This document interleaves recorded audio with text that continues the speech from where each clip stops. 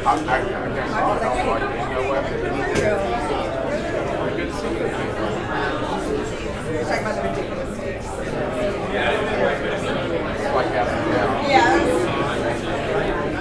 that's it. He's up. He's like.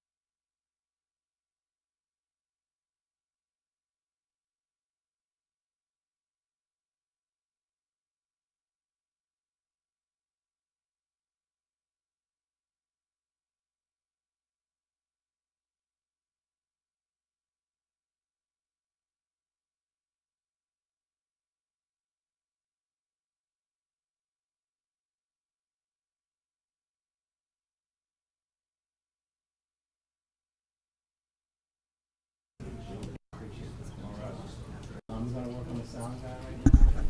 Test. Okay. I think if you hit the thing, yeah, like you get a little button. There's a little button right there on your thing.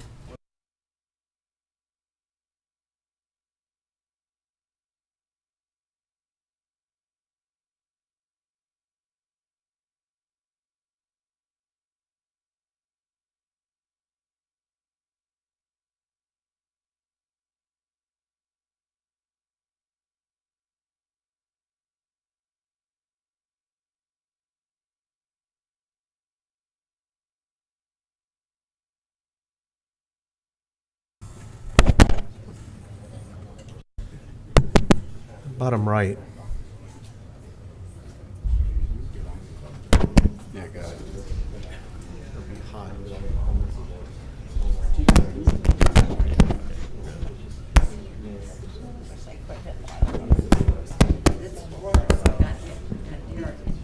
Yeah, I got a few like that. I got a few like that, man.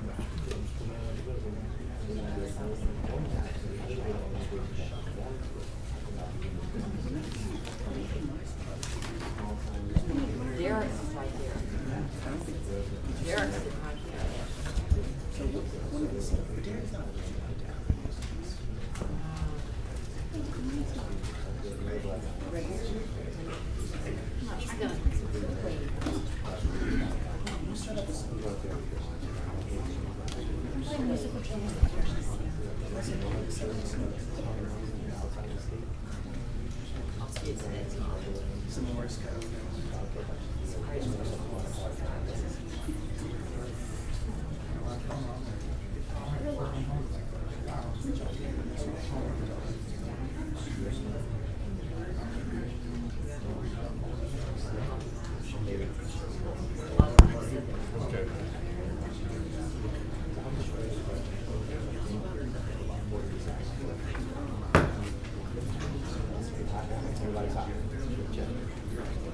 Testing. Okay.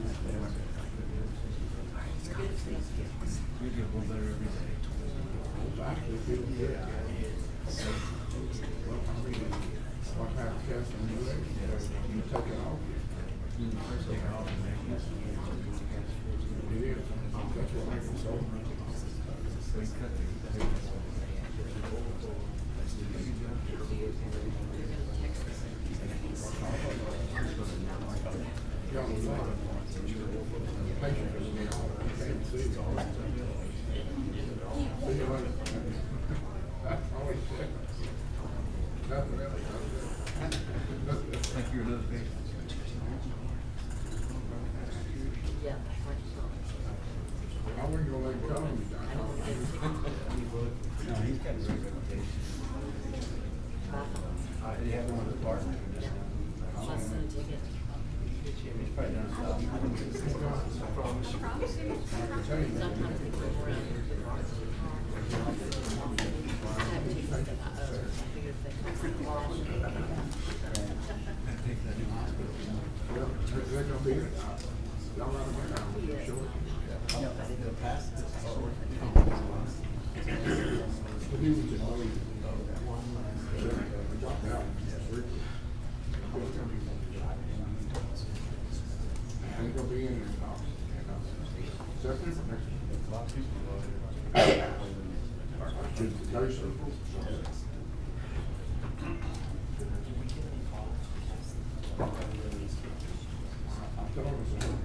Your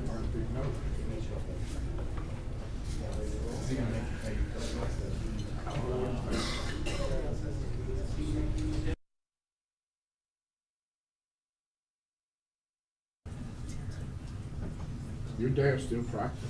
Yeah, he doesn't do large animal, he just does small animal. Just because he's 73, it'd be hard to handle a bull. I stopped by yesterday to say hi, but he wasn't there, so trying again today. I think he needs something to do, you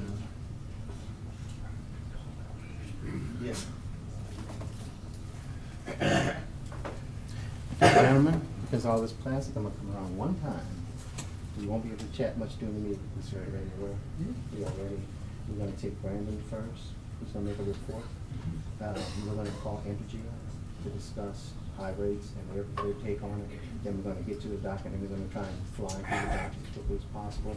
We do expect some consumers to show up to discuss their bills and the bill policy. We're gonna give them an opportunity. We're gonna try to limit the time to each speaker depending on how many people show up. That's more than 30%. Yes, we have 10 to 14 of them. But they're gonna announce all that. Commissioner Francis is gonna lead us in the first. Otherwise, what's the announcement? I think we need to get through in and out.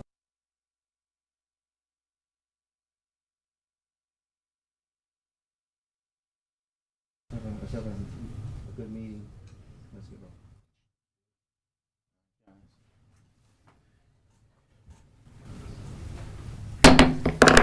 First of all, thank everybody. Wait, first of all, can everybody give me a mic check or something? 1, 2, 3. Testing.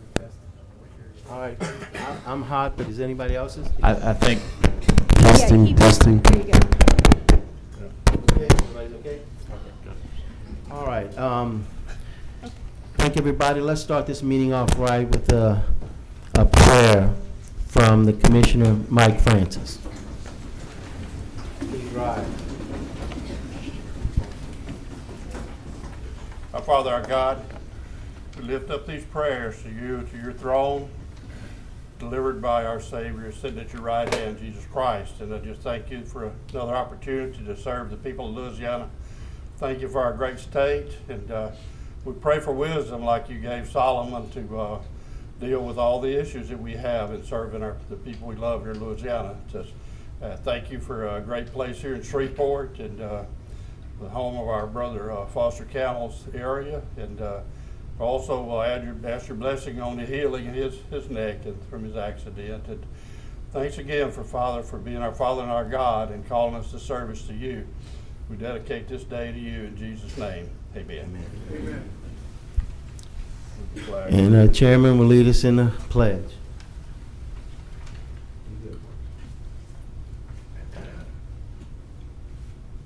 I pledge allegiance to the flag of the United States of America and to the republic for which it stands, one nation under God, indivisible, with liberty and justice for all.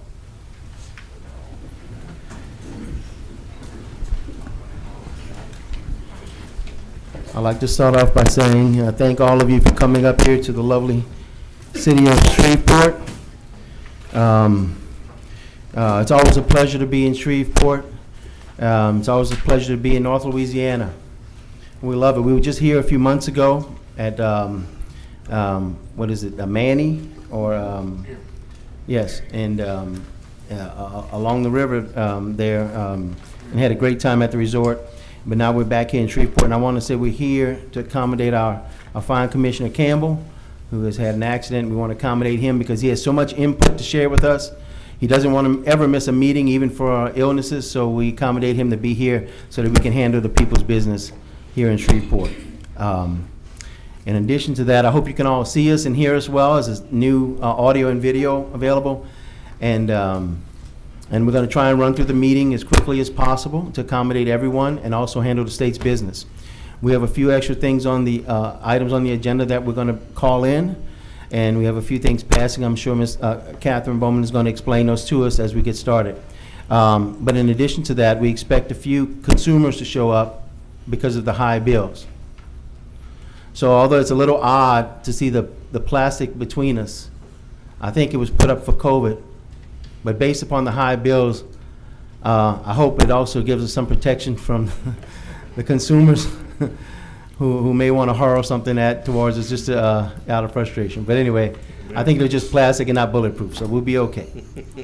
At this time, I turn it over to our secretary and our attorney, Ms. Bowman. Yeah, good morning, Commissioners. So we have 25 agenda items today. Exhibit items 10 through 14, so 10 through 14 will be deferred. And also, just for everyone looking through the live stream, we've been asked to not touch the microphones. When we do touch them, there is some splicing and popping noises for the feed. So if we can try to refrain from touching the microphones, we would appreciate that. We are going to take one agenda item up out of order, and it's under exhibit number 20, which is the report from staff on the high electricity bills at the request of Chairman Bossier and Vice Chairman Francis. And Secretary Fry is going to give that presentation. Thank you. Before we actually move on with that, and Brandon, you can prepare, I'd like to give the microphone to Foster Campbell, who wants to say a few words. Thanks for everybody for coming up here. I remember when I ran 20 years ago, the Public Service Commission only met in Baton Rouge. And I didn't think that was a good idea because a lot of times people need input and can't travel to Baton Rouge. So we moved them around the state. And when I had this accident, Mr. Green called me, he's a surgeon. He said, you know, you probably ought to have a meeting in Shreveport. And as rough as the roads are, I really appreciate it because I'm sort of living a little bit different than I was 3 or 4 weeks ago. I had an accident on a four-wheeler, and I know a lot of people have serious accidents, but I was actually only going about 2 or 3 miles an hour. But I was in weeds taller than the handlebars were on a four-wheeler. So I was just putting along, literally, and all of a sudden, the road just went straight down. It was a ditch, and I flipped it over. But anyway, my son is a surgeon, and he operated on me. He has a hell of a lot of patience with his patients. He came in to see me right before the surgery, and he said, "Yep." I said, "Well, you're fixing to go up here in about a minute or two." I said, "Well, good, glad to see you." He said, he patted me on the knee. He said, "Yeah, I'll see you in about 10 minutes. That was about it. But anyway, I'm doing better, and I was real lucky. Mr. Green is an orthopedic surgeon. When I fell off the thing, I couldn't move my right hand, and I said, "Oh Lord, I got a problem." And then my left hand came to me, and so I'm expected to have full recovery. But I'm blessed because a lot of people who have four-wheeler accidents are killed, or a lot of them become paralyzed. So if you have one, we have one used on the farm every day. And we had some cattle get out, and I was just going to ride around the fence. But I didn't see the hole. So if you ride these things, like everybody does, be careful because you can have serious problems real quick. I want to thank Mayor up here is a nice young mayor, Mr. Perkins. He made this place available.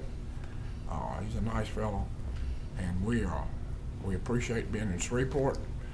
I'll tell you a little story. I probably told this before, but it sort of lets you know what people in South Louisiana think about us in North Louisiana.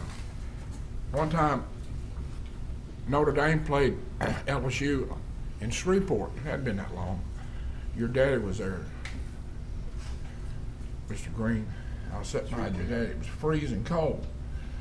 So anyway, I said, you know, it's a hell of a note that we go to Baton Rouge every weekend, and we just I try to pass a bill to let LSU play in Shreveport one time a year.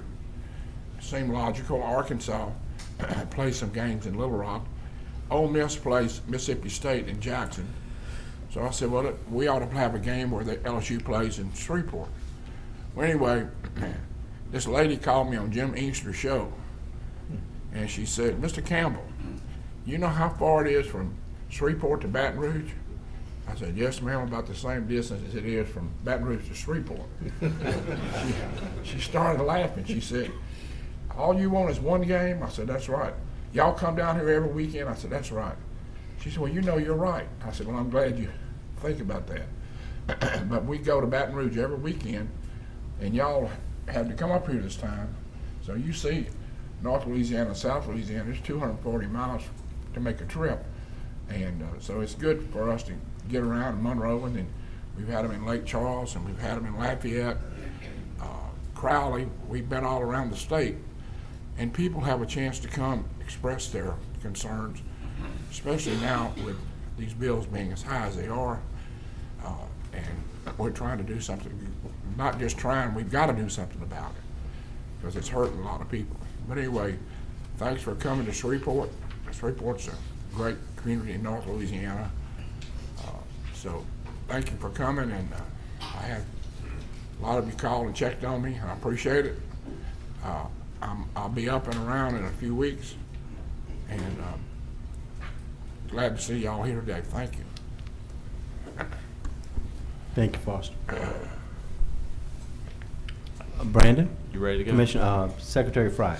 Good morning, Mr. Chairman, Commissioners, and I just want to follow up on something Foster said. When he referred to that game, I was actually fresh out of law school and was clerking in Bossier Parish. Freezing. You undersold it. That is, without a doubt, the coldest football game I've ever sat through in my life. It sleeted. It was awful, but it was a great game.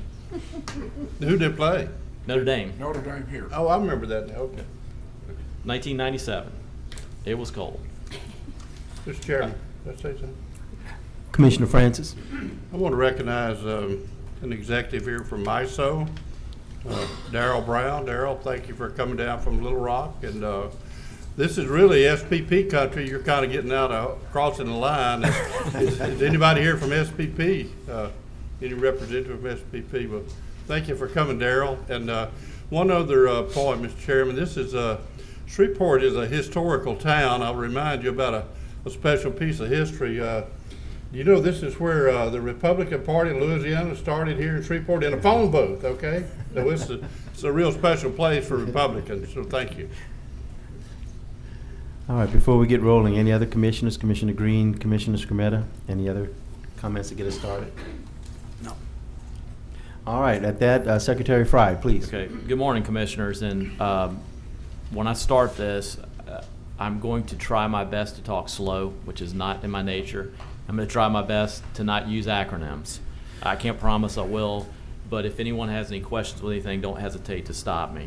The presentation is going to be on our website after the meeting's over with, so if anyone in the public's listening and wants to see it, you can see it. Obviously, as you all know, we've gotten a ton of complaints recently about bill prices on the electric side in particular, both with our general office and your offices as well. So at the request of the chairman and the vice chair, I've put together some information pretty quickly, so if there's any errors in here, I apologize. But when I get started, there's a few parameters I want to go over that we focused on. One, we focused on residential bills only. And the reason that's where the bulk of our complaints are coming from, they're the simplistic form of bills, and I know that's not going to sound simple to the general public, but when you compare it to a commercial customer that's got a demand rate or an industrial customer that has different load factors, this is the most simple bill to look at. That being said, the trends you're going to see on these bills would be no different on a commercial or industrial customer. They might be different factors, but you're going to see similar trends going upward based on what we found here. The charts that you're going to see almost all use the kilowatt hour. So everything you see is going to be measured in cents per kilowatt hour.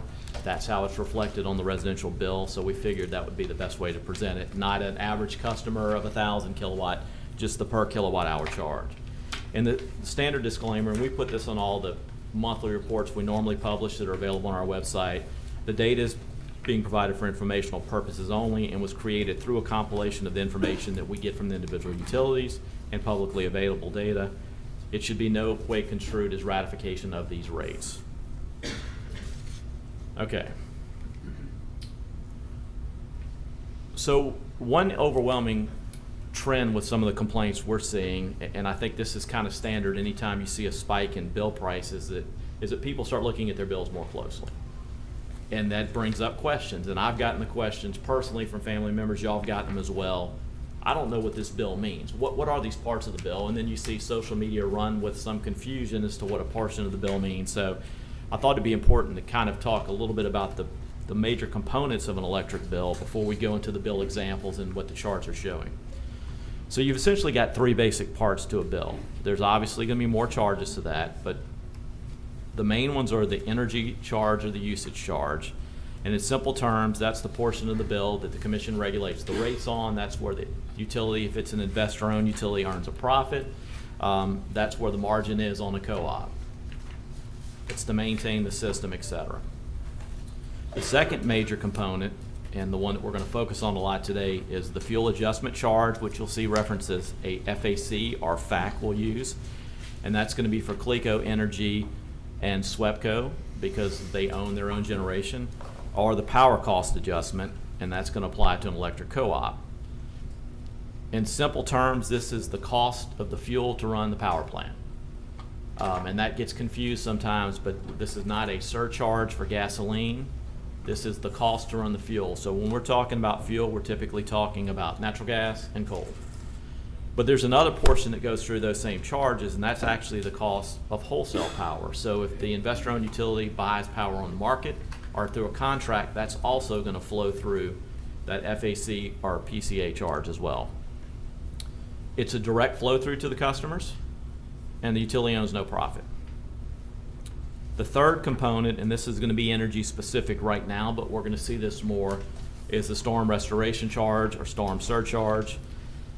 And we've talked about that many times, and we can go into this more detail later, but in simple terms, it's the financial mechanism in lieu of traditional rate recovery to recover storm losses. And we've got the charts that we presented over years that shows the tremendous amount of savings, even though you see it as a line item that the customers ultimately achieve as a result of this mechanism. As I said earlier, there's miscellaneous other charges, but this is going to be the bulk. So what I've got following is we've got some bills from some typical usage customers, some non-typical usage customers, and I want to walk through the bills for each company to show these trends we're seeing. We've got Entergy, CLECO, SWEPCO, and DEMCO bills, so the three IOUs. And when I say IOU, that's investor-owned utility. That's the for-profit utilities. And then one co-op. The first bill, it's not a coincidence this Brandon is me. I've deleted my personal data. I apologize for the black lines. The tool that I used wasn't the straightest, but that's to get my customer data out so no one comes after me. But what I've got on the left, and this is the first portion of my bill, is my July 2021 bill. What I've got on the right is my July 2022 bill. One thing I want to point out on my bill that's going to be different for Entergy than you'll see for any of the other ones is I'm actually also an Entergy gas customer. So I get natural gas service as well. That's this gas charge in the green. So we're not going to focus on that, but you'll see the same trends with the gas charge as you do for the electric service. So a couple of things to point out when looking at this bill. And this is a little bit hard to read, but with Entergy's bill, it'll show you the current year and the prior year. So my 2021 bill will show my 2020 usage. It's going to show you the billing days, the amount of kilowatt hours of electricity used, your average per day. This is the first part of the bill.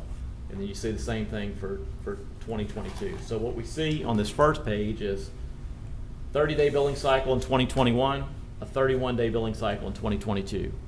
Pretty much apples to apples right there.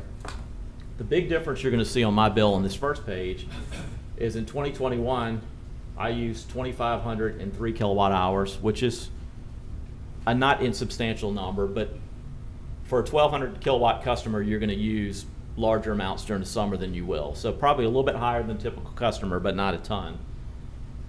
In 2022, this past year, I used over 3,000 kilowatt hours. So about a 500, well actually a little bit more than a 500 kilowatt hour jump in 1 month, which means my meter turned a lot more. Why is that? Well, you're going to see in slides later, it was really hot this year. And it's been really hot. Driving up here, and Foster and I have talked about how dry it's been up here. When I got north of Natchitoches, I could feel the heat coming through the window. It's been an abnormally warm summer in just about every major city in Louisiana, and I'll have some data on that later. So let me go to the next page of the bill. So this is actually the breakdown of the billing charges on the bill. And if you remember the overview I gave of the main parts of the bill, so we're going to focus on these current charges in blue, which is again the electric portion of my bill. Total bill went from $250.91 to $408.74. A really large jump. But let's look at the different portions. So the energy charge went from $168.64 to $217.27. Again, that's the regulated rate. That jump of about $50 is likely as a result of me using 500 more kilowatts of electricity for the month.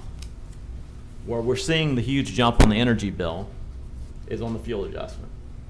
That's the cost, remember, to buy the fuel to run the power plants. The fuel adjustment was 3.2 cents in 2021.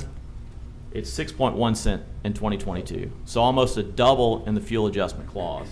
And that's where you see the giant jump in the bill from 80 to 190 right there. I actually did a back of the envelope calculation, and I'm not a math guy, but if my numbers are right, if the fuel adjustment clause would have been the same as it was in 2021, in other words, if the price of natural gas and other fuels would have stayed consistent, my bill would have been reduced by about $90 just on that portion. The last thing, and we talked about the storm restoration charge, that's at the bottom down here. It was $647 in 2021, and that was the legacy Gustav Ike cost. And then obviously we've got the new storm securitizations here. So $33.57. And if you remember right, we talked about the average customer getting about a $15 increase on the storm surcharge. Well, that's a 1,200 kilowatt. I used 3,000, so there you go. You see how the math kind of figures out there. All right, so we're in Shreveport. I wanted to get a SWEPCO bill as well. You'll see the bills are all a little bit different, but you're going to see similar information. So the SWEPCO bill, this customer, 2021 again on the left, 2022 on the right. On the 2021 bill, much like you saw with mine, 2,160 kilowatt hours of usage, how much the meter turned in 21, a pretty substantial jump in 2022. Again, usage is up. And you can see it on this customer too, where you've got a usage history. 2021, 2,100 in August usage, 1,900 in July. And actually, I should say that we weren't able to get a July bill, so this is August. If you actually did July to July, this jump would be much bigger. It was 1,900 in July and 2,400. So almost a 500 kilowatt hour jump, just like you saw in my bill. We'll go to the second page. And like the energy bill, you're going to see a similar breakdown here. It's not called the energy charge for SWEPCO, it's called the rate billing. But again, that's the regulated portion of the rate. 176 in 21, 201 in 2022. $25 jump, but again, 500 kilowatts more of electricity used. Pretty easy to explain that. We're seeing a similar jump with SWEPCO with the fuel. From a 3.6 cents per kWh cost of fuel to a 6.2. Again, a doubling of fuel. So there's your big jump in the bill, an $80 jump right there based on the fuel cost. This is a CLECO bill. CLECO's got a few different rate schedules that would all add up to the energy charge. So I'm going to focus on the fuel on this one. This is just a one-page bill, but 2021 again on the left, 2022 on the right. The fuel surcharge here, 3.5 cents in 2021 at 2,148 kilowatt hours. The fuel surcharge in 2022, 7 cents. Again, a doubling in the cost of fuel. And 2,100 kilowatts of usage in 21, 2,600 in 2022. And just to make it clear, I asked people I knew who are in different companies to give me these bills. So this $500 jump in a 500 kilowatt jump is really interesting seeing, because we went across different customer bases, different usages. Clearly there's a trend here on usage being increased in 2022 over 2021. finally, a DIMCO bill. I believe this one's 2 pages as well. Let me go to my chart. It's just, I'm sorry, this is just 1 page. So this is a much lower usage customer. He may or may not be sitting at the dais. But, so we're looking at the 2021 bill, and it's, again, it's a little bit harder to see. This is gonna be one that's gonna use a power cost adjustment. Remember, this is a co-op, so there's no fuel adjustment clause, but similar charges are flowing through the power cost adjustment. You got your energy charge, 1,152 kilowatt hours in 2021, 1,800 in 2022, so almost a 700 kilowatt jump. And I know how it's been in Baton Rouge area, and I think that spills over into Denham Springs, correct? Power cost adjustment, 3.5 cents in 2021, 7.2 cents in 2022. So you go from 41 to 130. This bill's staying relatively low, but again, the bulk of the jump is from the power cost adjustment. Okay, so these next 3 are just kind of comparisons. I'm gonna go through these kind of quickly, but top charts are 2021, top bars green, bottom bars 2022. Across all the utilities, you see the jump. This is the overall rate. So this is the overall billing rate, including everything: storm surcharges, fuel adjustment costs, power costs. The average cost in July in Louisiana was roughly 12.5 cents a kilowatt hour, up from 10.4 in 2021. That's a difference of 2.08 cents a kilowatt hour. Here's the fuel adjustment clause and the PCAs for those same companies. The average cost was $3.41 in 21, $5.45 in 2022. A difference of 2.04 cents. So the rates in total are up on average 2.08 cents. All but 2.04 cents of that, or 2.04 cents of that, all but 0.04 cents is a result of the fuel adjustment clause and the PCA going up. This is the percentage increases from year to year on the fuel adjustment and power cost adjustment clauses. Whoops, let me go back. So what's driving this fuel adjustment clause and PCA increase?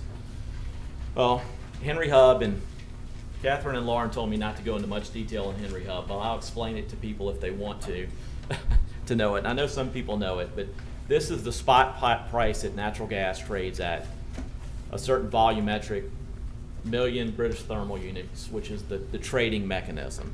And I almost want to go into a Trading Places movie analogy about orange juice, but natural gas, I'm not going to.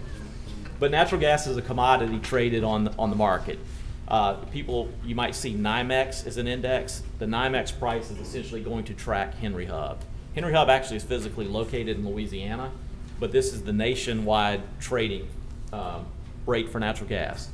So we went back to 2005 to look at what natural gas was trading at.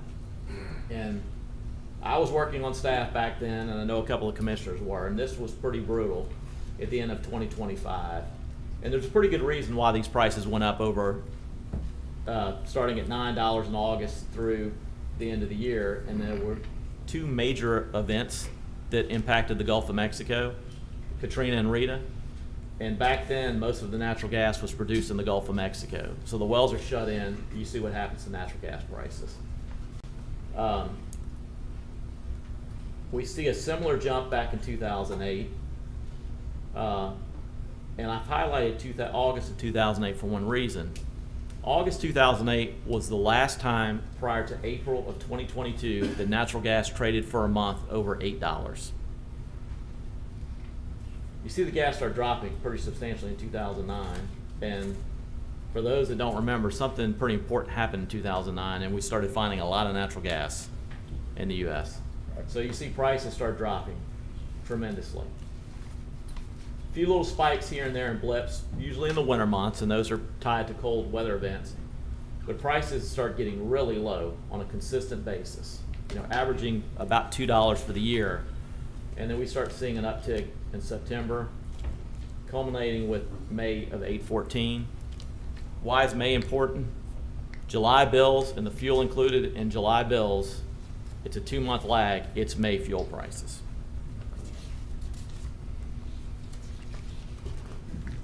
Some additional information we gathered from other sources, and you can read through this, all kind of make the same point. The research we've done over multiple sources, whether it be the Energy Information Administration with the federal government, MISO, trading platforms, are all saying the same things. The price of natural gas in particular is driving not only the electric rates, but the wholesale power costs across the nation in particular. One other thing too is, and I think I highlighted this a little bit, but May and June, so June would be July bills, weather, and again, we saw the spikes in usage. We're top 10 warmest months on record at multiple Louisiana National Weather Service sites. So that's the New Orleans, Baton Rouge National Weather Service, the Shreveport, the Monroe, the Lake Charles. They do top 10s. A couple of these sites, it was the #1 warmest June on record, but most sites in the top 10, and we actually saw that in May as well. Or are we unique in this situation? The Energy Information Administration, the EIA, and I think I'm saying the acronym right, compiles data state by state. These are residential rates, so looking at our charts, there's a little bit of a lag, so we only go through April. But if you see, this is per kilowatt hour for residential customers, consistent with the charts I've showed you before. 19, Louisiana was third, below 10 cents. 2020, we were third, barely over 9 cents. 21, we were sixth, still 9.5 cents. So actually a lower rate than 19, but the ranking affected. And then we're 11.98 in 2022. Now remember, April for 2021, for 2021, the entire year was below 10 cents, almost 9.5, yet we saw an April number of 11 cents. So there were a lot of months pretty low to get to this average in 2021. That puts us at 12th in rates, but if you look at this chart, everyone from 5 down is over 11 cents. And if we compare some of our peers, and I'll try and draw a line here, but Arkansas was 9.42 in 2021. They're 11.75 in April of 2022. Let's see, what were the other ones I was looking at in the region? Mississippi, next door, 10.88 in 16th in 2021. They're at 13.14 in April of 2022. Oklahoma, we're an SPP, 8.92 in 2021. They're down at 12.38 in 2022. Texas, 11.39 in ranked 22nd in 21. 13.08, moved up in rankings a little bit, but again about a 1.5 to 2 cent jump. Florida, 11.65 to get out of MISO and SPP. Florida, 11.65. So they were pretty high last year in 2021. They're at 13.69, so over 2 cent jump as well. So we're seeing a similar trend all across the country.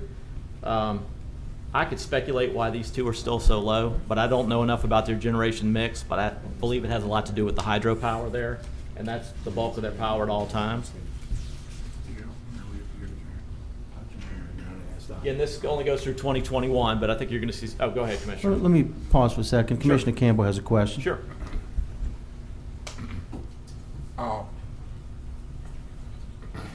We know all about natural gas in North Louisiana because so many wells are being drilled here. They're wide open now. It's good for the economy. It's bad for utility rates. Puts a lot of people to work, etc. Would you ask these companies, SWEPCO and Entergy, how much of their load is from natural gas? Sure. We can. I know Entergy is going to be up later, and SWEPCO's here as well. We can definitely ask them that. Now, I can tell you, for MISO as a whole, I've got the chart. I think I have the chart somewhere, but I'm just going to guesstimate. So don't quote me if these are particularly accurate.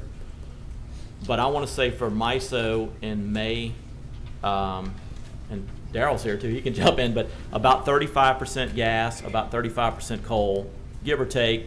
About 15% nuclear and about 15% wind would be your breakdown in the whole MISO That's region. Is MISO? that about right, Daryl? Yeah. Daryl's giving me a thumbs up. Yeah. SWEPCO, we can ask them what their breakdown is in SPP as well when they come up. What, is that MISO's breakdown, you said? Yes, sir, that's correct. What is Entergy's breakdown per se? We'll get them up to ask that. They're probably gonna be a little bit heavier natural gas and nuke second, and then coal, and then more solar than you have in MISO, but we'll get that explanation from them when they come up. Okay. Brandon, doesn't the co-ops artificially lower our cents per kilowatt hour? That's likely the case because of the way the power cost adjustment works. Some of those contracts are long-term with set prices. And there's a formula tied to coal as well, because those were originally established based on contracts with the former Big Cajun units, now owned by Clico Cajun. So yeah, to your point, I think that is likely the case. The nationwide average here, you see Louisiana's consistently about 2 cents below the nationwide average. And we saw that from last year on the chart. Again, this goes to 2021. We'll continue to add the 2022 data as it becomes available. You've got about a 2 or 3 month lag from the Energy Information Association on that. But, you know, what's interesting looking at this chart is the last time we averaged over 10 cents per year was 2008. And if you remember, that was those months that had the year had some really high natural gas prices. Surprisingly, 2005 stayed below, even with those few months of really high gas prices. So what do our findings show? I think you've heard me say this throughout. The increased bills across all electric utilities, and that would even include the co-ops, are primarily being driven by the purchase power costs and the cost of fuel. We said this May saw the highest gas in over 14 years. Usage is up due to warmer temperatures leading to additional increases. I touched this on that slide earlier, but the facts in 2021 for the investor owns went from 3.3 to 3.71 cents, and the PCAs from 1.85 to 0.5. The average of 341. This year, that average dropped to 5.45, an increase of 2.04 cents a kilowatt hour. This is, again, just the average fuel and power cost adjustment. Yet the total bills, if you back that out, have only increased 0.04 cents per kilowatt hour. And we could speculate why that's there, but it's likely just formula rate plan adjustments, et cetera. And that the rates for 2022 are higher in nearly all jurisdictions, with similar jumps being seen regionally. And that concludes the information I have. I'll answer any question or try to answer any questions you have. Yeah, I got one. What's your phone number? I want to let my constituents call you and explain it. You can point to this on the website because it's going to be available on our You website. did a great job. Thank Brandon. you. Thank you very much. Thank you. You think, who's, let me just ask the audience out there, from the Energy people, how much of your load is made out of natural gas? Energy I'm talking They're about. coming up in the second Yeah. response. We're going to call them up. Should be around 77%. Okay, let's finish with Brandon. Sure. Do we have any more questions for Secretary Fry? I have some, but I'll mix them in with my Okay, questions sure. for Entergy. And let me ask a few questions. First of all, thank you for that report. I'll second Commissioner Francis's compliment that you did a great job presenting it and compiling the information. What's the takeaway from this? Is it high gas prices as well as high usage? I think that's it. And one point I want to make, I know they're listening back. I couldn't have put this together without Arnold and Donnie Marks in our utilities division. And they compiled a lot of these charts for me. Jessica as well on the gas side. So thank them as well. But yes, to your point, that's what I'm seeing. It's usage and gas prices. Okay. And I know you explained Henry Hub. Is there any particular event or any particular reason that's causing the spike in gas prices? Because we don't control gas prices here at the commission. True. Or anywhere else. I could speculate. There's probably lots of reasons. I mean, we've seen the shale drilling kind of stop recently. You've got more LNG exports being built now, so you've got gas being shipped overseas. Natural gas is now becoming more of a global commodity than it ever was. It was, US specific for the longest. If I knew all the answers though, I'd probably be trading energy and not up here. Trading energy meaning natural gas. But you know, it reminds me, Commissioner, of there was a B&E, and you were there, and Commissioner Campbell was there, back in 2005 to 8 time range when we saw these high gas prices last. We were on the North Shore. Commissioner Blossman was still the commissioner. And there was, and I'm not going to name who he was, but one of the gas companies had a representative come to the table, and they were wanting to hedge gas long term. And he basically said, we won't see gas below $7 again in my lifetime. And then within a year, gas was at $2. And this was an expert in the field whose job was trading. So to speculate what's causing the prices, Yeah, I actually remember that meeting. I think I was quizzing him on his ability to speculate at the meeting itself. But here we are again, trying to get people to speculate accurately. And I think partially, I mean, very much you're right that it's becoming natural gas is becoming a global commodity, and it's being priced globally. And for all of its worth, Louisiana has high gas prices, but not just Louisiana. It's the whole South. It's the whole country, and if you look around, it's the whole world paying much higher gas prices now than they have been. And as much as we like to, you know, control everything around us and do the best we can, is natural gas regulated? it is not. The price is It's deregulated. unregulated. It's completely deregulated, and that's why we see the spikes and increases right now. Because trust me, if we could regulate them, if we can regulate natural gas, and Honeymoon Hub is in Louisiana, I think, if we could regulate them, we'd keep them as low as possible. But I just wanted to ask that. And as far as the other issue was not just gas prices, based upon your report, but it was usage. Yes. And of course, I'm an advocate and have fought from day one for efficiency and energy efficiency. And is there anything we can do to reduce usage in order to save people from paying too high utility bills? Yeah, that's a great point, Commissioner. And actually, Logan and I were talking right before the meeting. She was on a panel at the NARUP meetings, and I was telling her how listen to people from other jurisdictions where they live in high rises and they have fuel oil, and they talk about the average customer having a 600 kilowatt usage bill, and they're paying 15, 17 cents, but their bills are lower. Obviously, a place, we've got people run their units too cold. I didn't want to say this, but I feel like I have to. I remember, and look, I follow social media. I don't comment on it. Trust me, I can't respond to everything, and you can't respond with a presentation like this to what you see on social media. But I think Entergy had reached out when they saw these natural gas prices being high to the local media in the Baton Rouge area about, if you want to conserve energy, raise your thermostats during the day. And 95% of the posts were like, I won't repeat what they said, but it was basically like, no way, you're not going to tell me what to do. But that's one thing people can do. And yes, having homes more energy efficient absolutely would drop the usage. Right. And I know we're working hard on that. Right. Yeah, listen, I get all the same calls. Trust me, the constituents don't hesitate to let us know what they're thinking, what they're feeling, especially when it comes to pricing. And you're right, this is difficult to answer with a quick soundbite or a few characters to type back. But the answers are complicated, but it comes down to fuel and usage and conserving, as well as the work we can do here to help hedge prices and to keep the rates as low as possible. Any other takeaways you want to give us before we move on? I think you kind of hit the high levels. If something pops up to me, I'll throw it in. But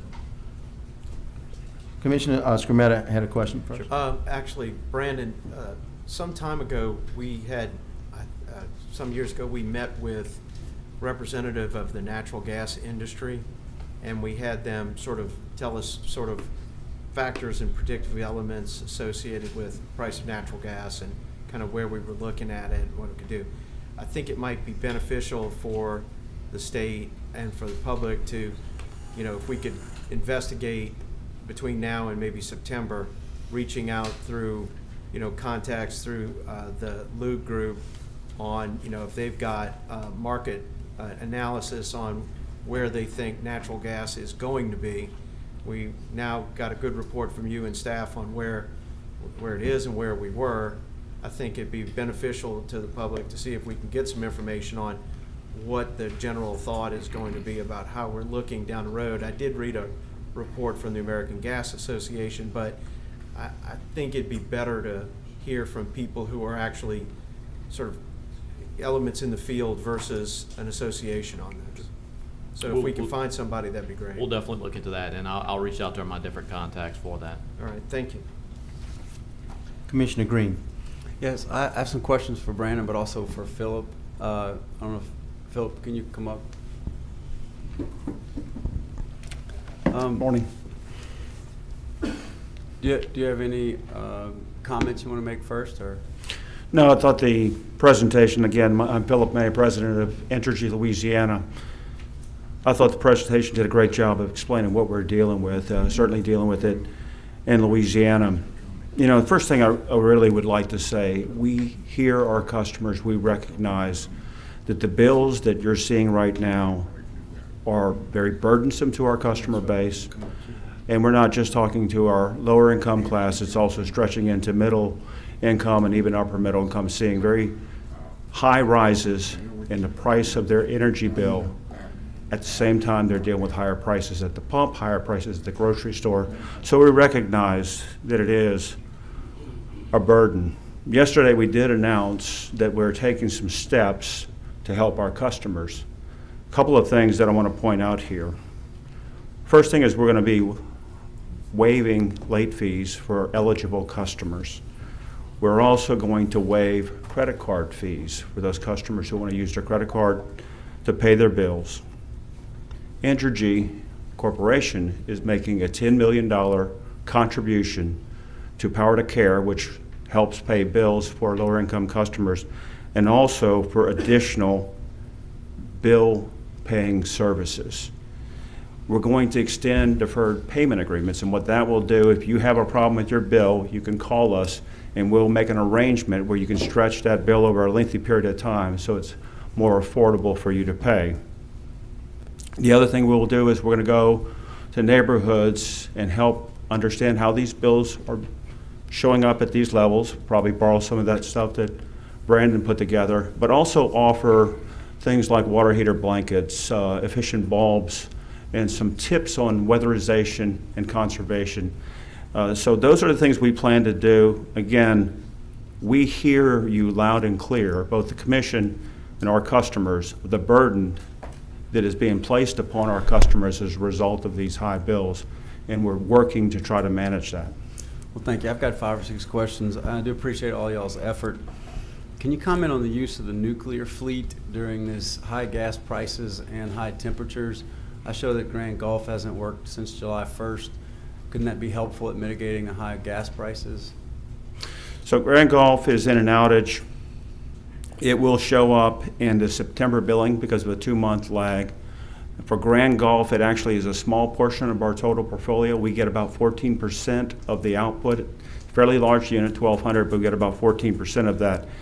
It will not have a major effect on Entergy Louisiana because, you know, roughly 150 megawatts out of a 10,000 megawatt portfolio. It's enough to make a difference, but it's not going to have huge swings in the prices and so forth. So we anticipate that we would see the effect of that in September fuel adjustment because of the outages occurring in July with that 2-month lag. So the next question is about hedging, and it's kind of for Brandon and for you. I know the Commission in 2005 under General Order 32-975 said that long-term procurement pilot programs shall be established for each electric IOU, and they shall make reasonable efforts to design long-term natural gas procurement program plan that utilizes one or more of the long-term natural gas cost stabilization instruments identified. Can you provide analysis to show if y'all did that, and if not, why not? Yeah, and I'll ask Mark Kleehammer to come up and help with that answer. I will tell you that long-term hedging is difficult to achieve in these competitive markets.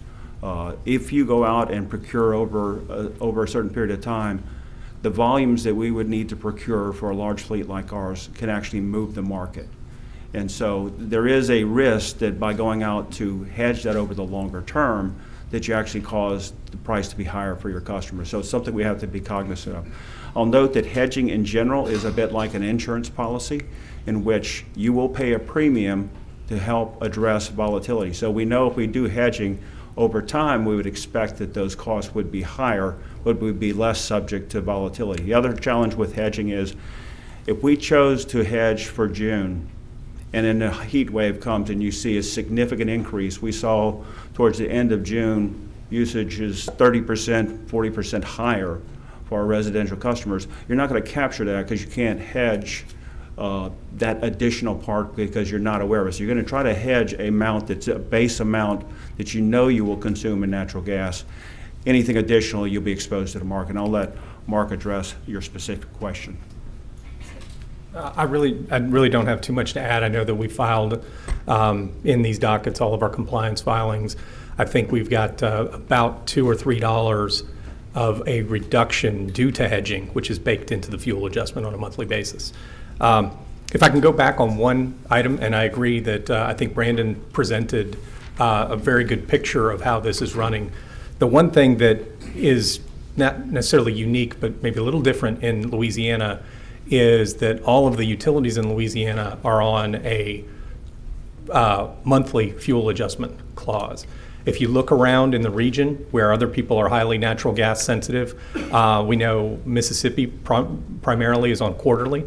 I think Texas is on a 6-month. I don't know where Oklahoma is. Arkansas, the regulated portion of Texas is on a 6-month. Arkansas is annual. I think places like Florida are annual. So what you will see is when they do their next update or when utilities come in for emergency updates, I think you'll see big upticks that you're not necessarily seeing there because ours is real time. Again, that's one of the reasons why we advertise and ask our customers to join level billing to help them smooth it out because ours are more real time. My next question is around, I know y'all sent out a letter, and I think it was mostly helpful, but I wanted to do some of the math because we're getting a lot of calls saying, hey, my bill was going to go up $15, it went up $200. And so in it, you say for a customer 1,000 kilowatt hours, that would translate to roughly a $25 increase in June. Entergy Louisiana is deferring the recovery of $10 of that. So a lot of people are expecting their next bill to be $10 higher, but isn't it actually going to be 40% that's deferred and not $10? Because it's $10 of 25. So for June, yes, so you were deferring a certain amount of dollars associated. Those dollars will be collected over time, so it won't show up in your next bill. It'll show up later in the year.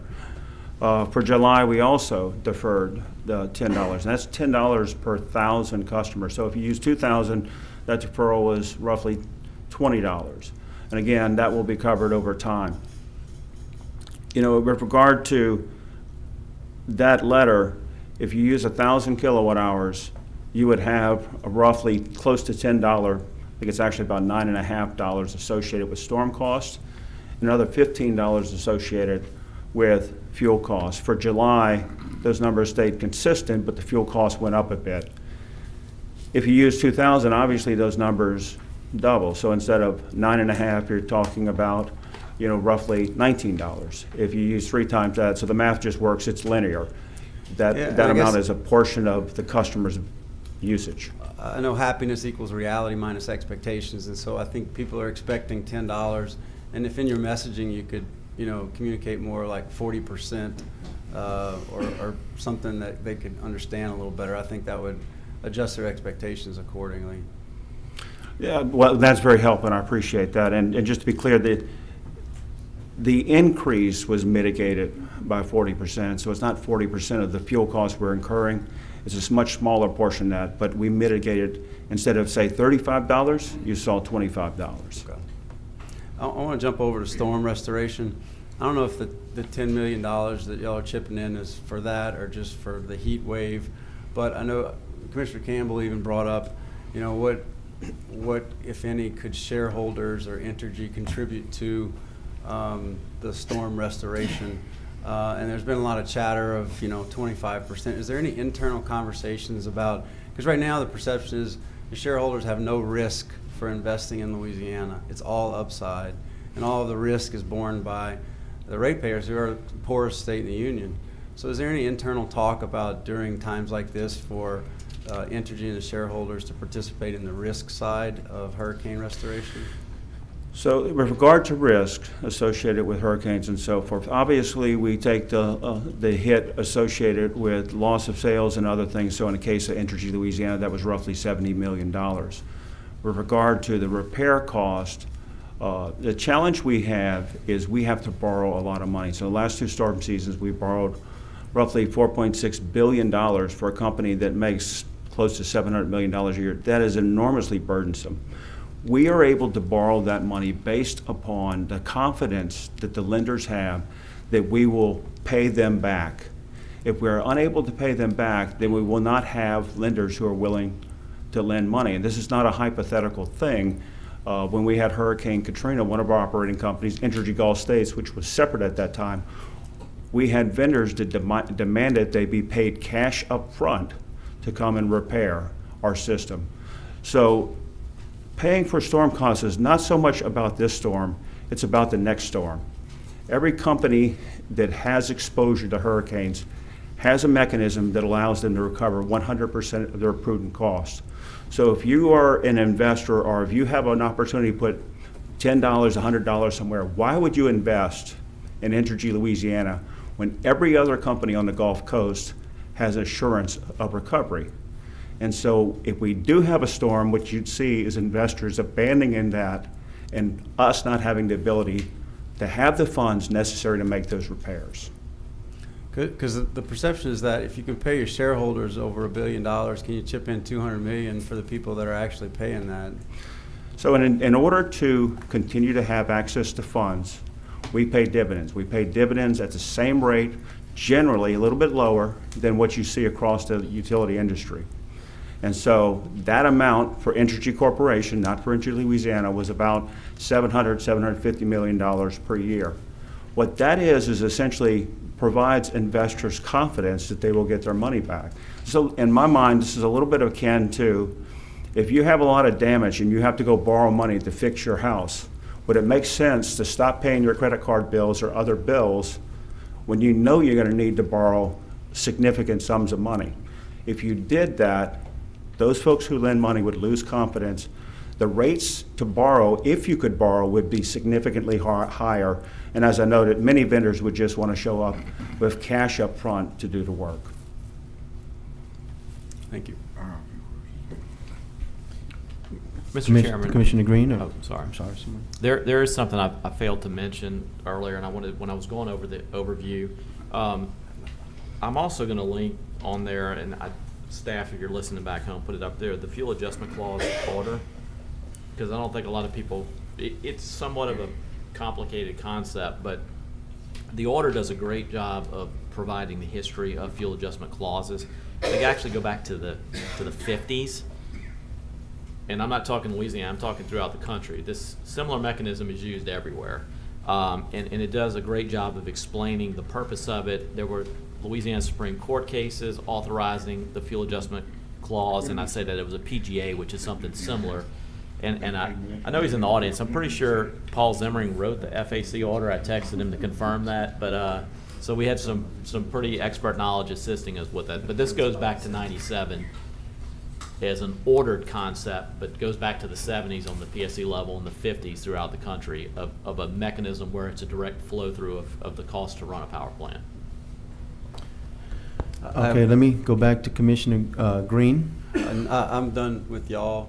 I have a question for Brandon. Sure. What are we doing to make sure that, because we have other resources, we're trying to diversify for supplying energy.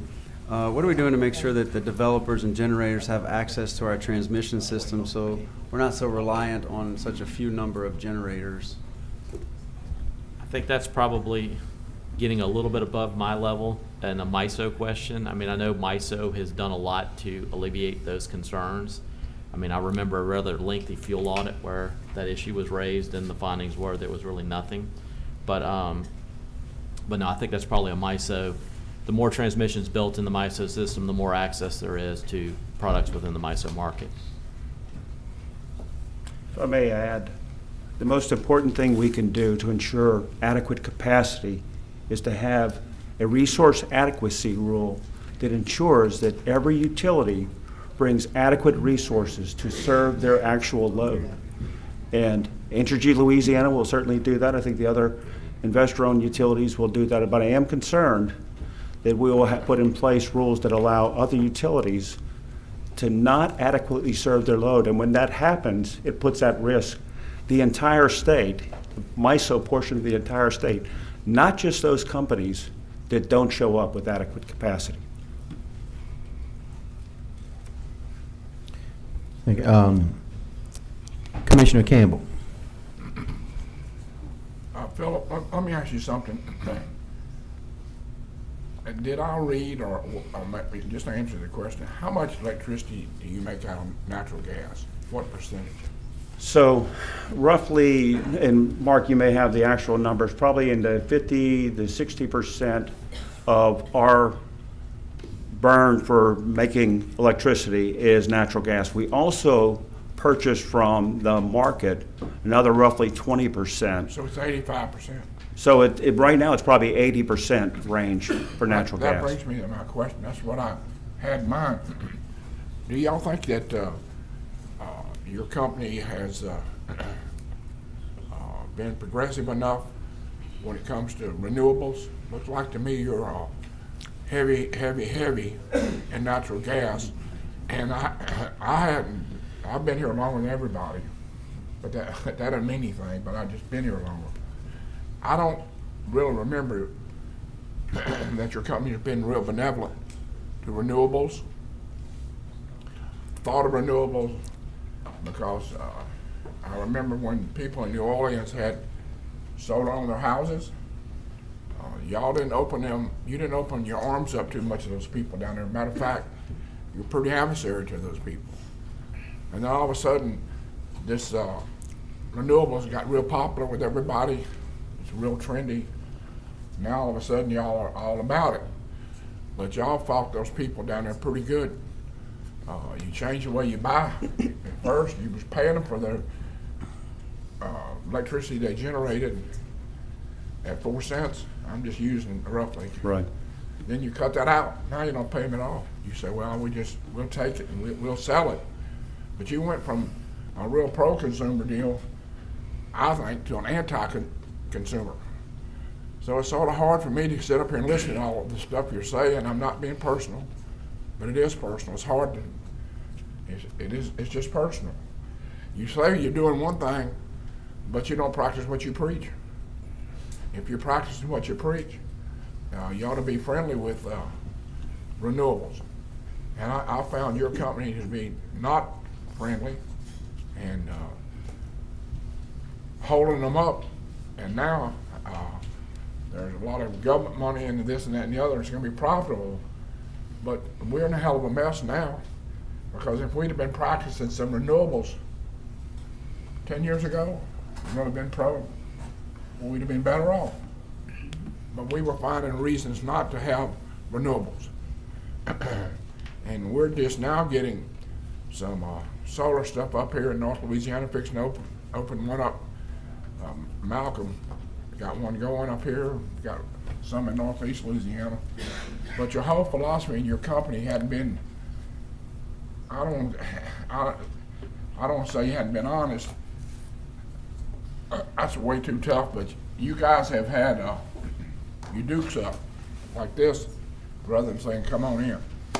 And now we find ourselves in a hell of a mess because 85% of all these bills are natural gas. And we wouldn't have had that had y'all have been open and more forthcoming and saying, hey, we need all the wind if we can buy it, we need all the solar if we can do it. Rather than your whole theme down in New Orleans was, you have a poor man down there wants to spend $5,000 to put a roof on his house.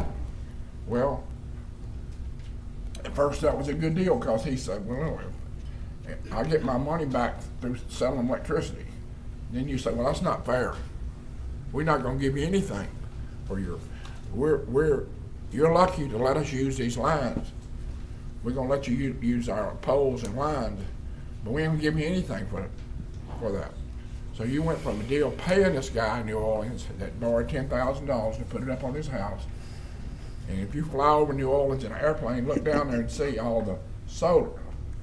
But y'all hadn't been benevolent with those people. Matter of fact, a lot of them got in it, borrowed money to get in it, and they feel like they were tricked. So I hear what you're preaching, but I'm just not on the same page. If your company really wants to do something to help prices, you got yourself in a bad situation because you're depending just where you don't want to be. You're depending on natural gas for 85% of your electricity. And we knew it was going down. We knew things were going to happen. And people have been preaching to y'all and preaching to y'all about getting into solar power and everything else. But y'all, you took the studs. You didn't want to do it. And now you're hollering, uh-oh. But the mule's out of the barn now. You don't know what to do about it. Right. And now, these 5 people up here, we're trying to work with you. But the people don't understand that because the bills are outrageous. Outrageous. And Philip, I shouldn't say this, but I'm going to say it. The other day I did a little math. I was home. I did a little math. And I figured out how much y'all paying your president per hour. That's $8,000 an hour you paying that man. That's more than some people make in North Louisiana. He makes more in 1 hour than some people up here make a whole year. And while he was with us the other day, and he was a nice gentleman, if he was there 3 hours, he made $25,000. So I mean, Yeah. people don't understand that, and I know there's a reason for it, but there's no reason for y'all taking the studs on renewable energy. You haven't done a good job with that. And I'm not just you. SWEPCO hadn't been, they're doing better than you, but y'all are interested in making money. SWEPCO is, CLECO is, I understand that. But what Mr. Green was telling you, and what Mr. Bossier's been saying, Mr. Francis was, you gotta make money to run the company. But you gotta tailor-make your program to the people you represent. This is not Connecticut where everybody has a master's degree. This is Louisiana. And we got poor folks here in our state, the second poorest in the United States, with high bills. And the mathematics don't work there. So I hear you, but I want you to think, I think you brought a lot of this, not you personally. I think Entergy has brought a lot of this on yourself. That's what I think. And it's our job to help you get out of it, to prescribe the medicine that we need to get out of it. I don't know if you're ready to take a dose or not, but right now, I think we got to do something. I'm all open into looking into open these markets up, take a real good look and see if any place you can buy it cheaper. We just had a experience with rural electric co-ops. Y'all didn't like what they did. I understand that. Neither did SWEPCO. They didn't like it. Y'all probably don't like co-ops. I can understand that. Y'all are competitors. I got it. But they went out on the market, and they're going to be able to buy energy a whole lot cheaper than we can buy it. Now, my job up here, I can't look for boogaboos. You can find a boogaboo in everything you look. Oh, it won't work. It won't. I'm worried about production. I'm worried about this. Can they get the supply? I think it's imperative with the situation we're in that we ought to look around this country and do a real study with some qualified people, not some of our pets. Some qualified people would come here and say, this is what happens when you deregulate monopolies. Because you got it going all your way. And Mr. Green hit it the other day, just a while ago, he said, you got it all going your way, consumers are paying it off, and y'all making dividends, you pay $1 billion a year for 3 years, and that guy makes $8,000 an hour. I know that's, you would say, well, you shouldn't bring that up, but it all goes to your line of thinking. Something's wrong. Something wrong somewhere. Yeah, so if I can just respond, first to the salary thing. Our CEO, Leo Denault, who's the CEO of large Entergy Corporation, as you know, the financial aspects, the market-based aspects, are not included in our rates. It has been excluded for a very long time. So the actual amount is really the base salary and some of those other components that are not financially based. It's based upon the operation of the business. That's about $2 million. So while it is a large salary, I agree, it is a salary that is consistent with his peers around the nation. And so that salary, yes, it's impressive, but it is consistent with his peers. And the amount that is actually allocated to Louisiana, because we do remove those financial market-based incentives, is about $2 million. If I could just address solar for a minute. Phil, let me say something. Commissioner, if we had solar right now at the price that solar is now, yes, our bills would be lower. If we went heavy into solar half a decade ago, our bills would be much higher because we've seen a dramatic decline in the price of solar. So by entering now into solar, we're going to be able to do it at a lower cost. We have about 3% of our resources are from renewable resources. We have a 475 megawatt solar portfolio that is in front of this commission now that can be approved and allow us to put that into service. We have another 600 megawatts behind that, another 1,500 megawatt RFP that just has been released. So you're right, we're absolutely going big in solar, but the big part of why we're doing that, two reasons. One is the costs have come down, have made it highly uncompetitive. That was not the case even 5 years ago. The second thing is our customers are demanding that we have cleaner sources of energy, and so we're responding to that demand. You know what you said a while ago, that I don't think we think alike. That's,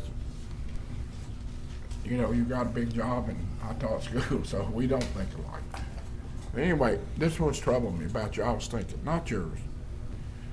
Your company says that, or you just said it, that we're in line with the other part of the United States. No, but the people ain't in line with the other part of the United States. That's where the mule jumps the fence. We can't be compared to Connecticut and New York and California. We're compared with Mississippi. That's what you guys have got to think about. We're on the Mississippi level, and your guys are making what they make in California and other places. And that's just I know you can't, you might say, well, it's petty to draw out one guy's salary. Well, it is in a way, but it's not petty because it's a company's thinking. It's public information, sir. Well, yeah, but that's the way y'all are thinking. You got behind the ball because you really didn't want any solar. And now you're saying, well, we shouldn't have got behind the ball. And now you're saying, well, don't blame my president because other companies make as much. Some of them don't make as much. But anyway, what I'm looking at is a broader view. I think your company is more oriented in making money, taking care of your stockholders, than you are with this dilemma we're in Louisiana, only to be ahead of Mississippi. That's a hell of a bunch of facts. So what I'm saying is, we need to do something about working together and trying to match our blueprint with Louisiana people. We can't. You know, we don't live in Connecticut. You don't live in New York. You don't even live in Texas. And so we're down here. Your rates are high, and I appreciate you doing that. But let me, I asked you a question one time. I asked Mark this, and this is not. These people up here are not going to agree with this. I think people in North Louisiana really get a bad deal because we pay high rates, and we don't have the storms. But you charge us the same thing as people in South Louisiana get. Now, they chose to live in South Louisiana. I'm not going to get in an argument. I like all these guys. They're all friends. And they can't vote to raise their rate on their people and let people in North Louisiana go. But everything's based on risk. That's business. You got a company up here that doesn't have much risk. You don't have any storms. You might have ice storm. You clean it up in 2 weeks. But when you're in South Louisiana, it's coming. You're going to have it. So as an insurance salesman, I can tell you, insurance companies charge their premiums on risk. And I told you one time, if you didn't like North Louisiana, sell it. Sell it. It'll be 100 people lined up to buy North Louisiana just like that. You know the first thing they're gonna tell you when they look at your book of business? Oh, I got 500,000 people up here, 400. They don't pay it. It ain't them that's paying it out. It's the other people. So why shouldn't I want North Louisiana? So I mean, there's some hard questions that got to be answered. And I'm not putting it on these fellows because they don't, what Mr. Francis does, but they don't represent any North Louisiana. They represent South Louisiana. And I'm not trying to put a hardship on them. But there's some hard questions that got to be answered. I think you fumbled. I don't think your company's progressive enough. I think they're too pro-business and not enough people-oriented. And I'm not mad at you about this. This is how I feel. This is what I feel. And for us to get to the bottom of this, it might take deregulating all utilities in Louisiana, and let's see how cheap you can buy it on the market. Hey, and if you can buy it cheaper and it's reliable, I think it's our job to take a real hard look at it. That's just my, because I'm in the Chevrolet business. I ain't in the Cadillac business. We're in the Chevrolet business up here. Y'all in the Cadillac business, Connecticut's in Cadillac business. We doing our best up here to get along. And if we could buy it cheaper, like the co-ops did, we ought to take a real look at it. That's it. And I don't mean that personally against anybody. That's just what I'm thinking from my head. Might be wrong, but I don't want to just sit up here and say, oh, you can't deregulate. Well, how come you can't? Well, because he said you can't. Well, who is he? Well, that's the company. Oh, the company says you can't do it. Well, they also told me you couldn't buy any solar power too, but they changed it. Co-ops bought, well, you guys don't know this, all these co-ops, whatever it is, something 5, what's the name of it? 1803. 1803. I thought it was 1805, I'm sorry. But anyway, they bought it, and it looks like it's gonna be a lot cheaper. And if it does come in a lot cheaper, I think it's imperative that this commission take a real hard look at it for the people in Louisiana. And Commissioner, I greatly appreciate your thoughts and guidance here. I know that each of us have talked to all of this body about the rates and the concerns and so forth. I do not agree that Entergy is purely focused on profit. We have been one of the lowest cost utilities for the last 10 years. Now, part of that was because natural gas prices were attractive, but it was also a focus on finding the lowest cost sources available to serve our customers. And at that time, when we were making these decisions, solar, unfortunately, was not the lowest cost source for energy. And so I do appreciate your comments, and I certainly accept your point of view on this, but I will tell you that we focus a lot of time and effort on how do we keep our bills low. We recognize that we have one of the largest low-income populations in the country. And although we do have very low rates, we have higher volumes, and that places burden on our lower income customers. We get it, we hear you, and we're working to try to address that. And some of those items that we discussed today, including the contributions from the corporation, are designed to help our customers. Well, I appreciate your tone, because I'm trying to be conciliatory. And I appreciate your tone in talking, because it's just been worrying me. And it looks like it's common sense, but I could be wrong, because I'm not a scientist, and I know this is some high-tech stuff. I mean, I know that. F. Jeffro would say this is some high ciphering, okay? but anyway, we got to do something, because these people can't just keep paying the bill, and we saying, uh-oh, well, it's natural gas. Well, what else is it? Well, we don't, I don't know, it's just that. We got to have some action, quick. Commissioner Campbell, if I may, to your point about deregulation, I mentioned Texas, and I said that they're on a 6-month true-up on fuel adjustments for the most part. That's in the regulated piece.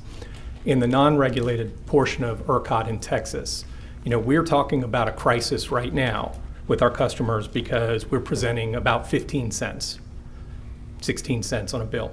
I went on Monday on the Power to Choose website, and just so you know, you've got to navigate to get to the right website in Texas. There are multiple websites, but you get to the Texas Public Utility Commission sponsored Power to Choose. Right now, the lowest rate that you can get, and I'm not talking about whether it's got prepay, whether it has credit requirements, all of these things that could make it not accessible to certain customers. The lowest rate you can get is 14.9 cents and locked in for 36 months.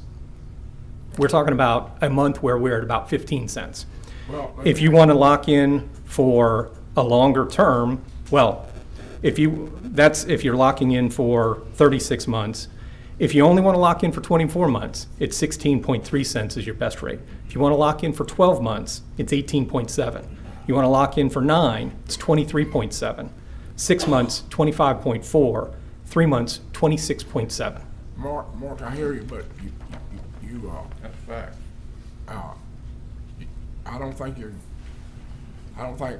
this is apples and apples.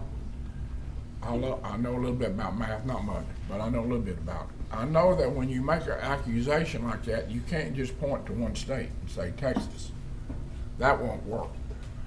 Tell me, that's why we gotta have, we can't have Mark doing it, or we can't even have Philip doing it. We gotta have some people that we know that will, I'm not saying you're not truthful. That's truthful. But don't work for Entergy. We gotta have somebody working for the people and call it like it is. If that's the case, how the hell did the co-ops get a deal? Why shouldn't they all be screwed up? We just listen to them, and why would they do it? They're risking a whole lot more than you, because they're just little bitty boys compared to big giant you. And they thought enough of it. 5 of them thought enough. They sold it to this commission, and we had highbrow research, and it looked good to us. I voted for it. You voted for it. You voted for it. You voted for it too, didn't you? Yeah, he voted for it. So anyway, I hear you, but when you can't just pick out Texas now and say, well, Texas is screwed up over there, so it's all screwed up. I'm not looking for that. I'm looking for majority of the states are the ones who do it, all of them that do it, and come back with the facts. That's not what you're telling me. You're saying Texas, it won't work in Texas. Well, big deal. Does it work anywhere else? That's all I'm saying. I think we're looking at that in the customer-centered options docket. Commissioner Campbell, you have anything else? All right, next is Commissioner Scremetta. Yeah, actually, I've got some questions for Entergy, and I got a couple of things to talk about.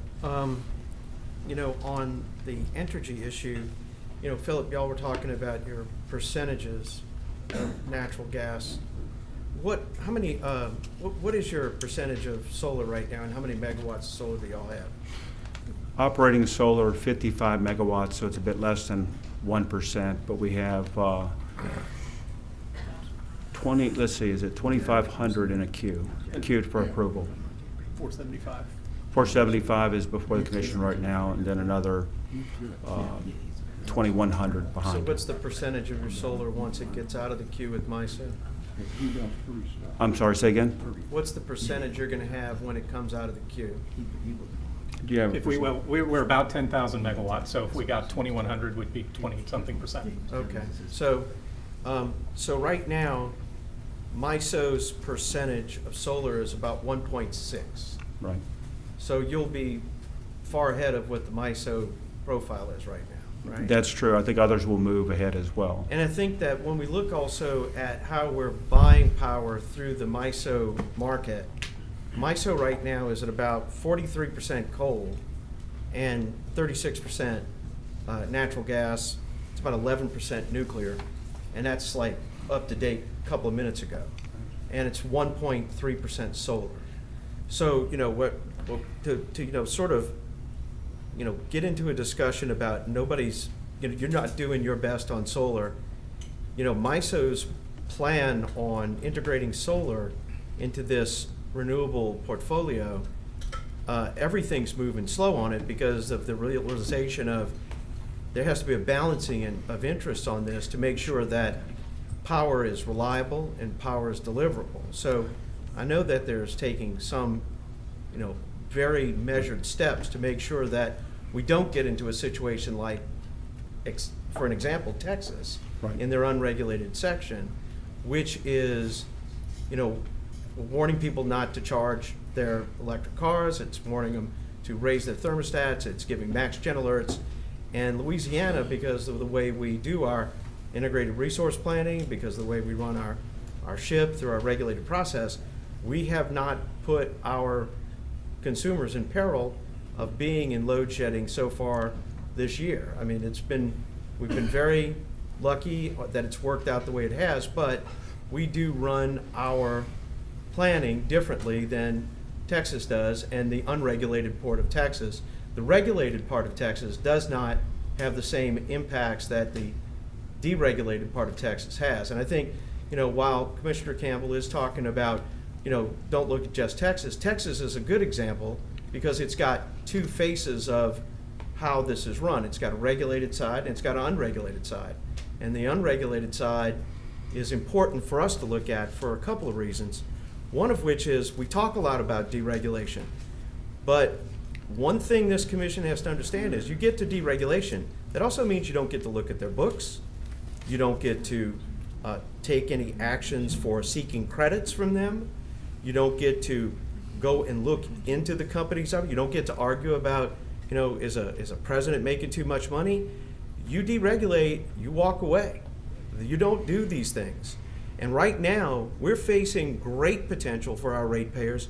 And no offense to Entergy, we are in litigation against Entergy on things we regulate, and we're looking at billions of dollars of issues of potential credits back for the ratepayers. That would not exist if we were in a deregulated system, because we could not look into the books.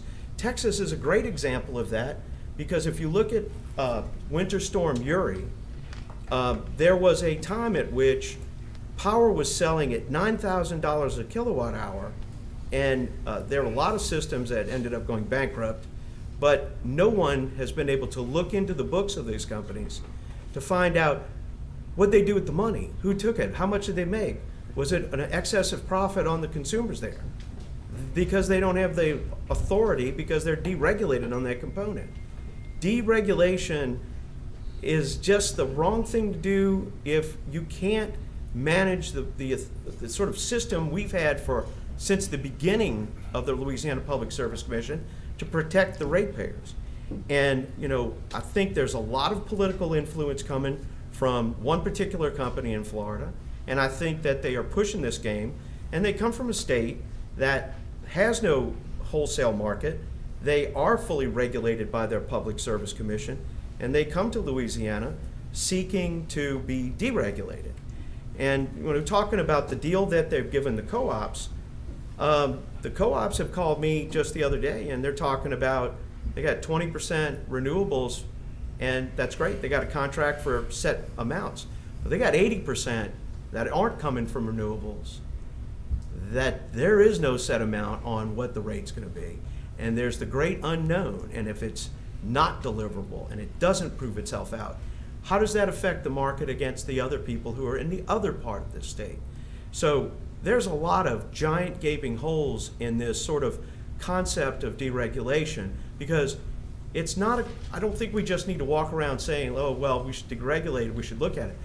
My guess is, if you want to do it, you should do a plan and really understand the impact of a plan before you just kind of go around with it, because ultimately what you are doing is you're handing off every tool you have for the benefit of the ratepayers of the state, and you're giving it up completely. And you won't have moments like this where you can engage in this kind of dialogue, because when that happens, they don't show up. You can see them in court, but you ain't never going to see them in a dialogue like this. It just won't happen. Now, I got a couple more questions for you guys. Since a lot of people watch this and they get confused between ELL and Entergy New Orleans, we're looking at sort of the costs of fixing Entergy Louisiana. What is the cost of fixing Entergy New Orleans versus the earnings of Entergy New Orleans? Because you said $700 million is the earnings of ELL, Entergy Louisiana, and you had to borrow $4.7 billion to fix it.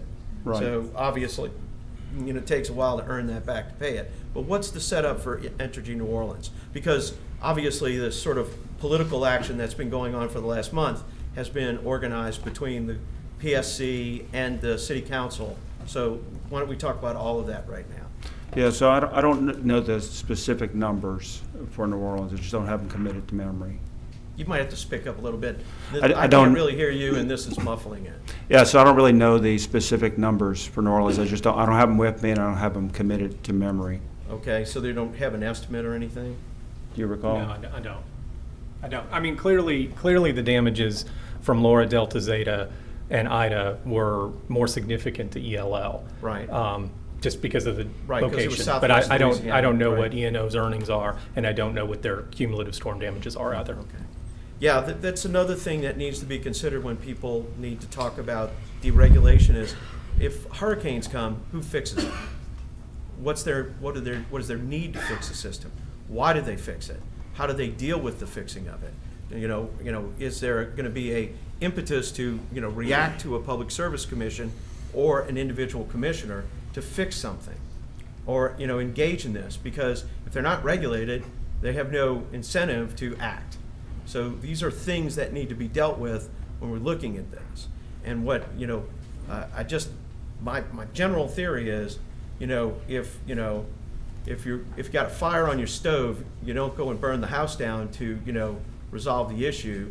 You just put the fire out on the stove, and that's what we're facing now with the natural gas issue. And one last thing, we're talking about, spreading our fuel risk, and we've talked about this before, but what is the real potential of how can we look at engaging the expansion of the nuclear fleet in this state and not going into the jumbos, the 1,200 and 1,500 megawatts, but into the smaller, small modular reactors of this 500 megawatt size? And also, what is the potential of engaging them in brownfield development with, instead of completely destroying these coal plants, utilizing their turbines, utilizing their interconnect, what's the real potential of this and engaging this as a way to balance our fuel, sort of profile down the road? Yeah, so great question. First of all, with regard to building sort of the traditional style nuclear plant, there's only one company that's doing that, and the cost of it is astronomical. And it takes like 10 years to do this. So the world you assumed when you started that plant is a very different world than when the plant is completed. The plant is not completed yet. That's the plant in Cheyenne, Wyoming? This is in Georgia, actually. Oh, that's Vogel. Vogel, right. Vogel is a Traditional. It's a traditional plant. Traditional nuclear plant. The point is. The small modular nuclear that's being built in Cheyenne is a different animal. That's right. And so for those, what that means is the company would take a lot less risk because they're smaller. We did announce an MOU with Holtec on the development of small modular reactors. We're looking at what that may be. This is one of those things where you have to continue to monitor the technology to see whether or not the costs come down, because at this point it's still relatively expensive. But there's a belief that the cost will come down, and if we get that, not only can you use them for zero carbon electricity, you can also use them to produce steam. Louisiana industry uses a tremendous amount of steam in their industrial processes, and that's just another way to decarbonize industry. Right. Well, the other element of that is to take, if you look at the sort of economies of scale, because that's what we're finding out from the interaction with NARUC on this, is that building one of these reactors is why it costs so much, and that there's a defined number of looking at building 16 of them across the southeast, potentially in other parts of the country, sort of a group sort of agreement to contract to build, even though there'll be separate utilities. But what's the value of the federal credits that are going to become available for nuclear power? Yeah, so the value of the federal nuclear credits will be same thing you just mentioned. if you build 16 of these, a couple things you do. You get an economy of scale, but it also mitigates the risk that any one partner would have to take on. The federal government is also planning to add incentives that help to mitigate the cost as well. So all of those factors mean that you can excuse me, get into new technologies without a lot of the risk.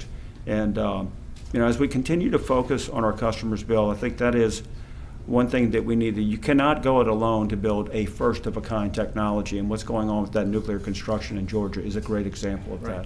Well, do you know what the federal commitment is on credits that they're?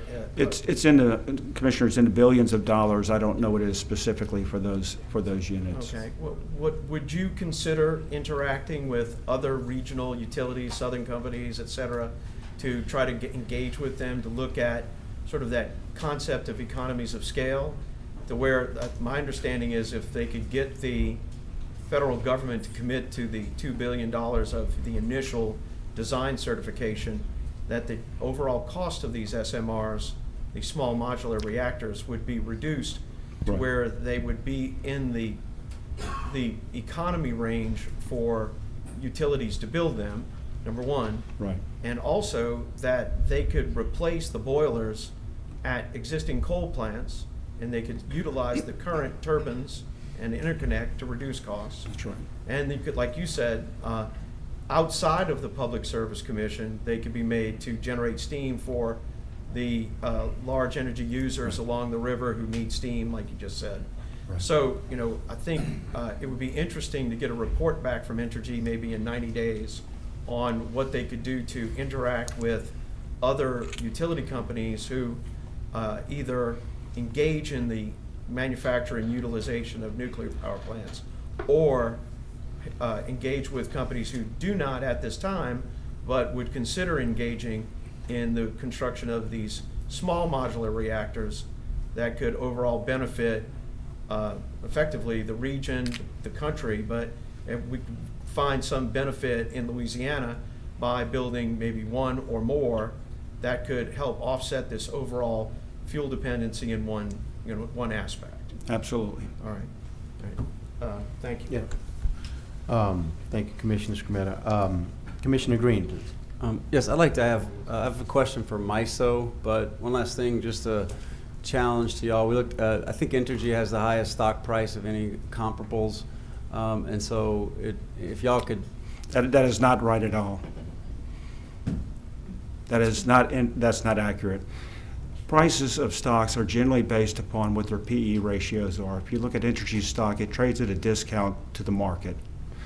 Part of the reason we trade at the discount is because of hurricane risk and those types of things. Other utility companies trade at a premium to us, so it's not priced highest in the market. It actually is traded at a discount. It's still doing very well. Depends on your perspective. If you want to compare us to other companies, we're traded at a discount. If you own Entergy stock, you do get a dividend. That's part of what you get out of owning Entergy stock. But the notion that we're the highest priced utility is completely inaccurate.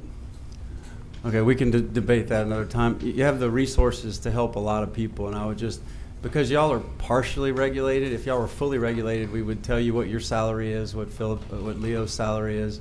So y'all are partially regulated, and so we're appealing to the good nature of y'all to help the people in times of need. And I know you have to make profits, but as long as you're partially regulated, we can just ask you to please help and chip in until. And what I think these are all great conversations about what's out there and the pros and cons, and that's why I'm excited about the customer-centered options docket, because I think it's been a long while since we looked at what model is going to be absolute best for the customer. And so, you know what, we may find that the way we're doing it right now is the best way. Well, we looked and we studied, and this is working. But I imagine there's some hybrid out there, whether it involves competition or something to where we can have more customer-centered options. So thank y'all. Can I ask MISO? Can someone come up? Thank y'all very I'd much. just make one comment on They're that. still, no, wait. On Entergy's still regard up. to, I got this. to our regulation, you're right, it is partial regulation, and in fact, we are required to come to the commission every time we enter into a supply agreement. And as a result of that, nearly 25% of the energy we procure is from outside of Entergy, Louisiana. That is a relatively high percentage in the industry, and you look at other regulated markets, it's typically lower. That is because we're looking for the lowest cost source of fuel, and we're complying with the Louisiana Public Service Commission's requirement that we present the lowest cost option for our utilities. We have to go for an RFP to do that, and that results in lower cost outcomes for our customers. Thank you. Let me ask, I'm gonna ask Entergy to stay, but I'm gonna ask Mr. Brown from MISO to come up for a question from Commissioner Green. To kind of take the meetings out of order, if you will, by asking you to jump in. I know we had a line forming behind Entergy, but I don't want Entergy to be dismissed yet. So Mr. Brown from MISO, please. Okay. Yes, Sorry, could you what's the comment question? on resource adequacy in MISO right now? Yeah. So we're currently going through a resource adequacy filing that's at FERC currently. That's going from a summer construct to 4 seasons. Those seasons will also include accreditation piece. That's also a part of that. The final piece of that is what we call that MCO, minimum capacity obligation, which is currently at 50%. So all of those things are currently filed, and we'll know more about that September 1st as the anticipated date.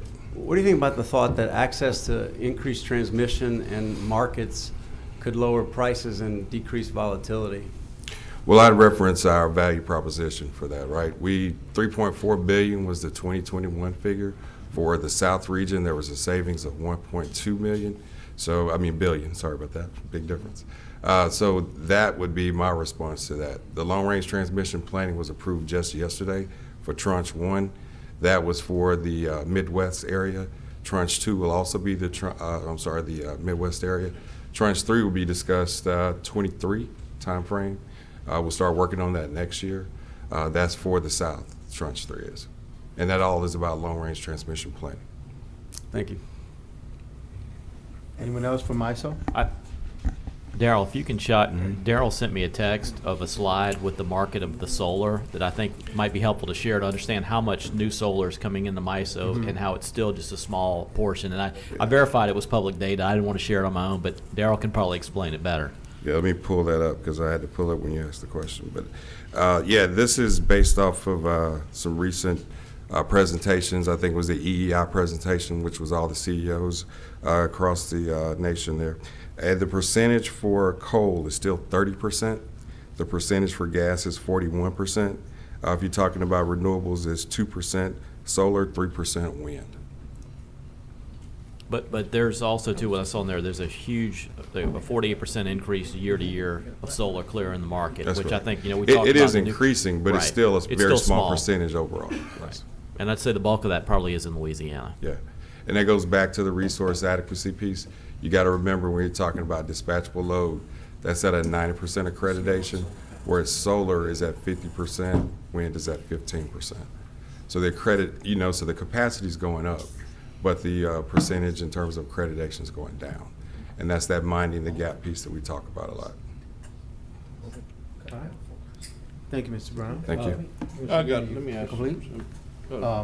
Wait, let's, Commissioner Francis.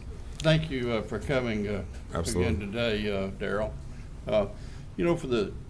For the benefit of the audiences, we have a lot of folks watching and tuning into this and gleaning information from it. And just for the record, MISO is a regional transmission operator. It's a nonprofit organization that regulates and monitors electricity flow in and out, on and off the grid from 15 states in the United States. And Manitoba, Canada.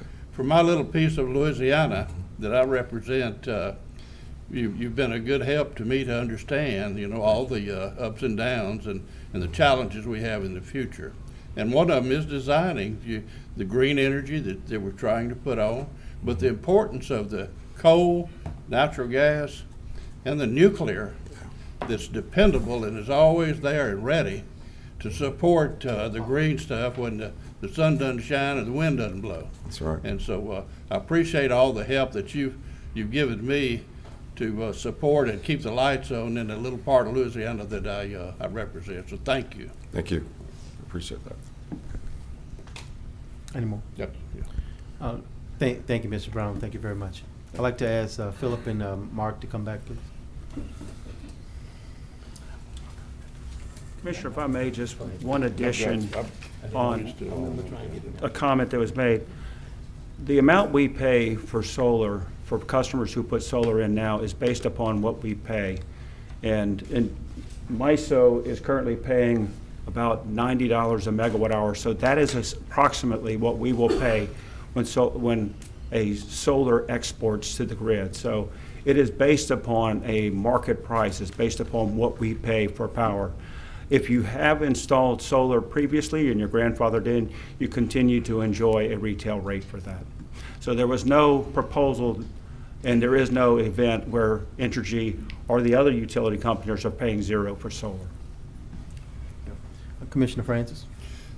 Just briefly touch on hedging of gas, and future power sources.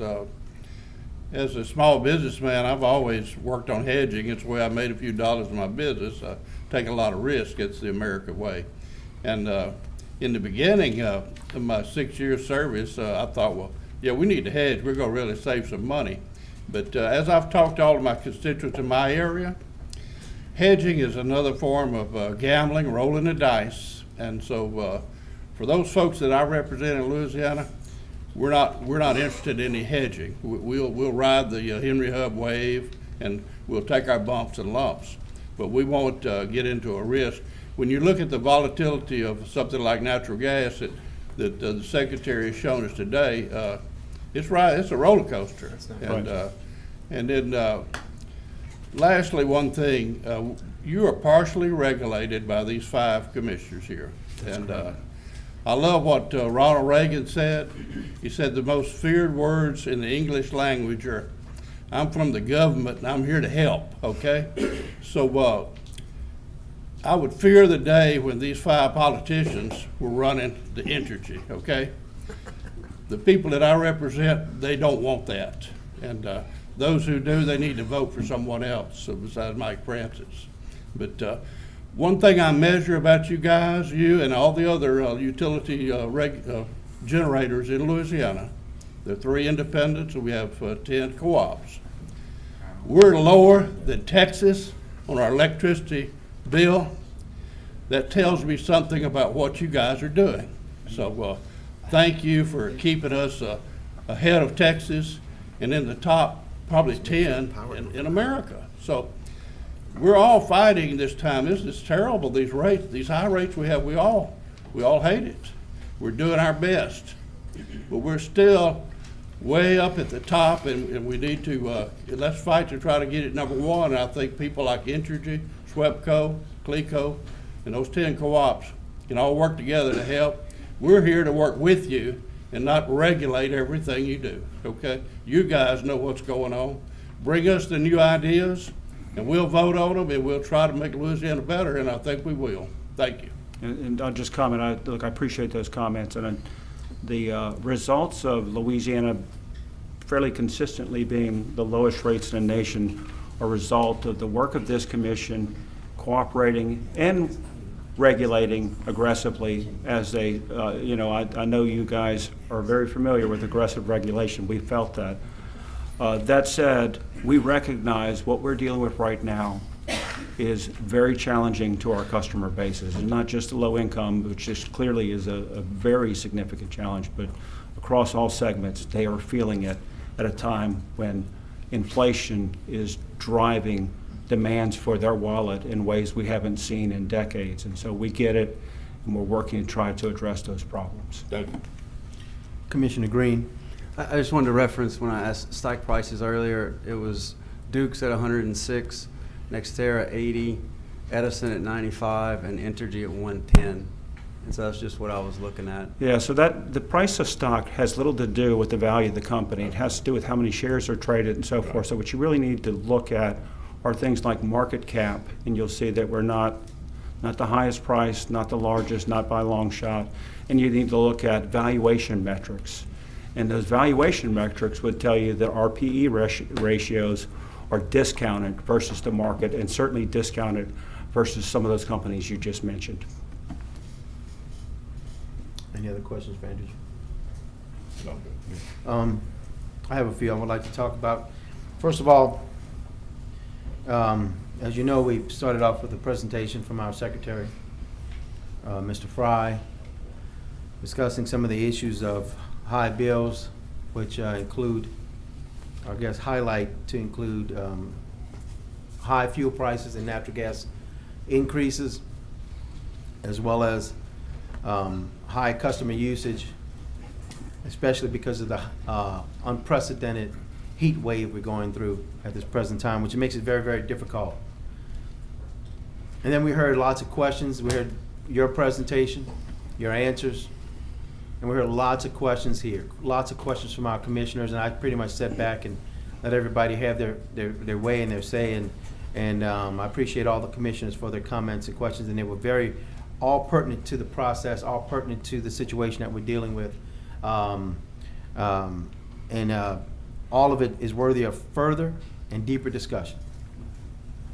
But I have some questions myself. Commissioner Campbell hit the nail on the head. I didn't know I'd have an advocate to my right, your left, from New Orleans about the things that I've been saying for a very, very, very long time. I shouldn't say it because nobody could say it better than Foster. But I've said it 1,000 times, so I can't say it better, but I will say it again. I have encouraged and fought to get renewables, to get a diverse fuel mix for years. And he's right. You guys fought it. And I heard your answer, but you fought it. And we weren't asking for 10, 20, 30, 50%. We were talking about 0.5%.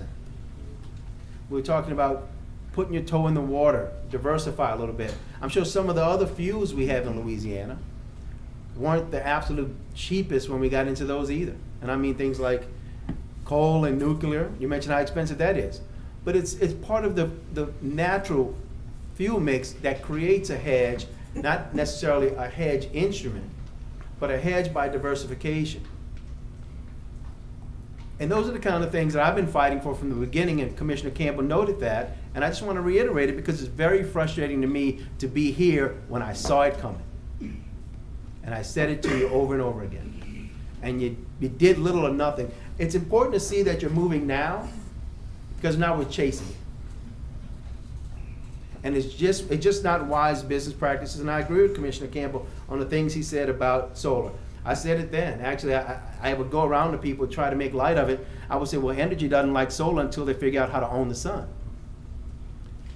And so the fact is that the beauty of the sun is that nobody owns it, and it shouldn't be a worldwide commodity because a war in Ukraine won't affect the sun prices.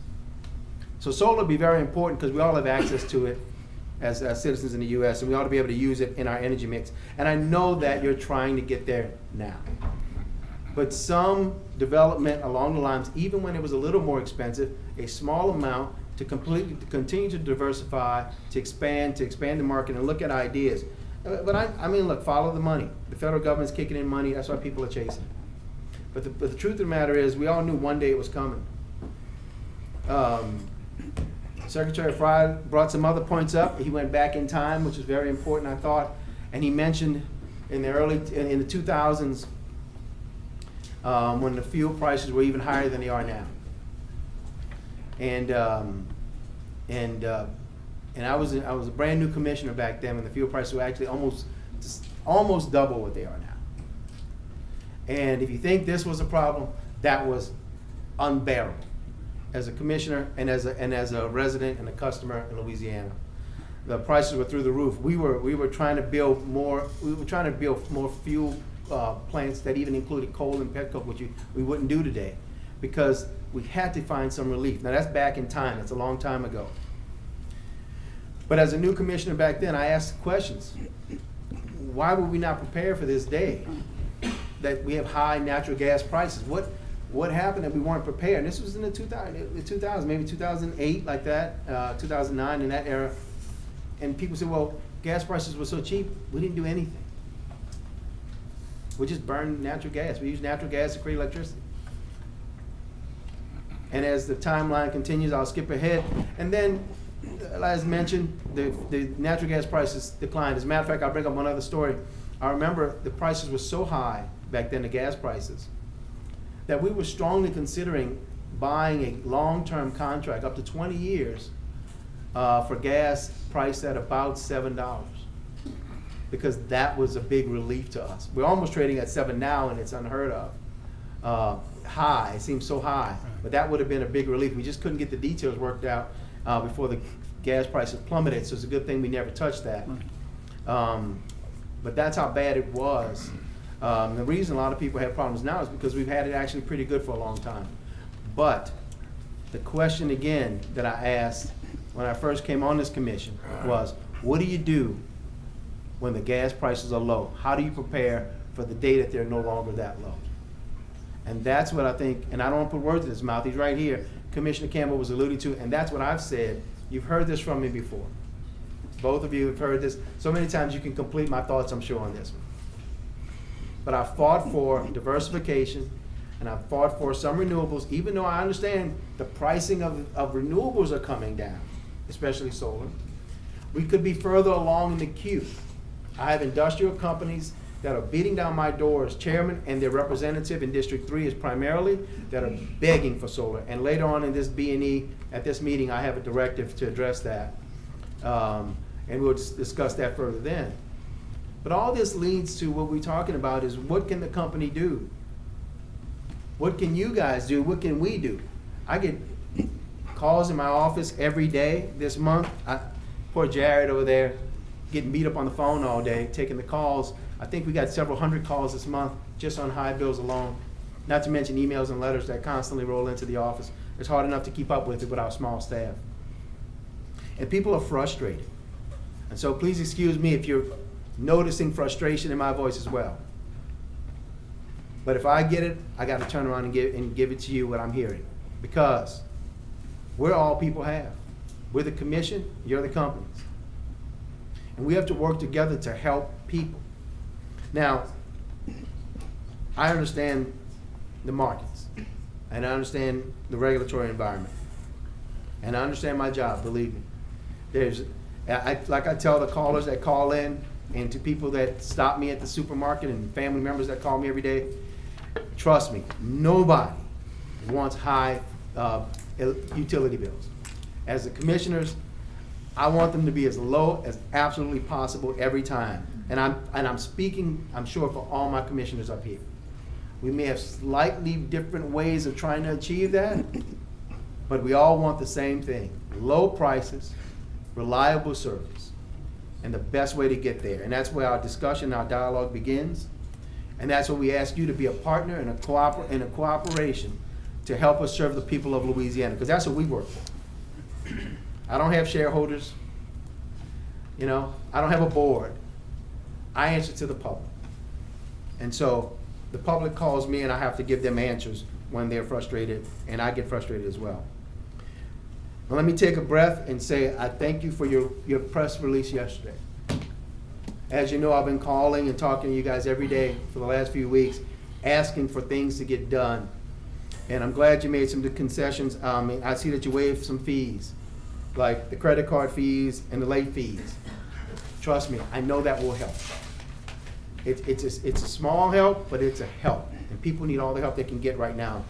And I thank you for $10 million donation, or I'm not sure if it's a donation or an assistance to help people pay utility bills and other things. But that's necessary. These are the kind of things we need done to help people. I've said it all the time. I say it in my office when the callers come in, and I need the companies. I mean, when Entergy's before us right now because they're the big boys in the state, but if you're listening to me, I'm talking to the other companies as well. I'm talking to the Clecos of the world, and if you want to come up, you get a chance to come up as well. The SWEPCOs and even the co-ops. Work with your customers. Work with the people of Louisiana, your clients. Get them on deferred payments if you can. That's not free bills, but you can spread it out over time, make it more affordable. We have people that can't pay their utility bills to begin with, and that's where it becomes very frustrating. And thank you for trying to reach out, as you and I will do a lot of, which is meet with the public and explain this to them to the best of our ability. And I'm glad to hear you talk about efficiency and weatherization. Something else I fought for. I see Logan there, Logan from the Alliance for Affordable Energy. She knows I've talked about these things for years now. And she knows I've been an advocate for efficiency and weatherization for years, as well as diversifying our fuel mix and bringing in renewables. And those are just some of the answers that have come up in today's meeting, so I want to highlight them. But I want to let you know, I get calls every day that are even go beyond this. Some of these things that we saw in the presentation, these things may knock a few bucks off and may help people get through a month. But some bills are double. Some people's bills are $200 more than they expected to pay even this time last year. And so we've got to do better, we've got to do more. Some of these things, such as we talked about a lag in the gas prices. We talked about May bills coming up now and July bills coming up in September. Those are all future things, but people are hurting today. A majority of our calls in our office have come from our senior citizens, people on fixed income. Well, the problem is the bills aren't fixed. So if you have a fixed income but a rising bill, something else has got to suffer if you want to keep the lights on. So I'm fighting for our senior citizens right now who are on fixed incomes especially. And I didn't hear anything about them today. But they're a huge part of the calls that I get. And I want you to come up with a plan to help our senior citizens. And maybe that's part of the 10 million. Maybe we can come up with something else. But something's got to get done for them. And I want to work with you, and I'm sure my fellow commissioners, to do something for our senior citizens and people on fixed incomes, because these bills aren't fixed, they keep rising. The other thing, and we've talked about this, and I don't know the right pathway, but a month ago at the B&E, 1 month ago at the B&E, if you go back and check the record, I called and mentioned that we were having a unprecedented high weather and weather emergency right now because of the high heat, and that would limit or stop utility companies from disconnecting power. I came up last month at the B&E, and I mentioned it to you guys. I want to call for that again. I don't know the weather temperature dates, but we have to work together to include, if not just by simple the weather temperature, by some method, we have to find ways to work with you. We've been working on a plan, but we have to come up with something that we can put in to stop people from being disconnected for these temporary rise in high bills to get them through a difficult time. If you even, and not to bring this up, I know it's a difficult question, but we just got through COVID. We're not really through COVID, but we got through the real tough time of COVID, where people couldn't work and couldn't pay their bills and had to stay inside, and we've helped people through those periods. This is, coming on the heels of that, but we have to find ways to work with our customers to get them through tough times. And again, I'm speaking to everybody in the room, but I know you guys are right in front of me. I know who you are. You're Entergy, and I talk to you, Philip and Mark Cleamer. I talk to Mark probably daily and Philip periodically, but enough to know that we're working together to help people. But listen, we have got to get these rates and the fees under control. The high utility bills are hurting our businesses and our families, and we have to do something about this now. We can't look at it down the road. We got to find help for right now. Let me say it again. Let's get these rates and fees under control right now, because I got customers who are facing disconnections. I have customers that don't know what decision they're going to make, because let me say this, a lot of this is our fault, but it's not. But we can do what we have to do to make it easy. What I mean by that is, we have people who have to make decisions between utility bills and medication. How much of their medication can they buy and keep their lights on? We have people that have to make decisions on utility bills and transportation or housing costs and rent, and none of those bills are going down either. So I implore you to give us help here at the commission. I ask for you to sharpen your pencils and work with us.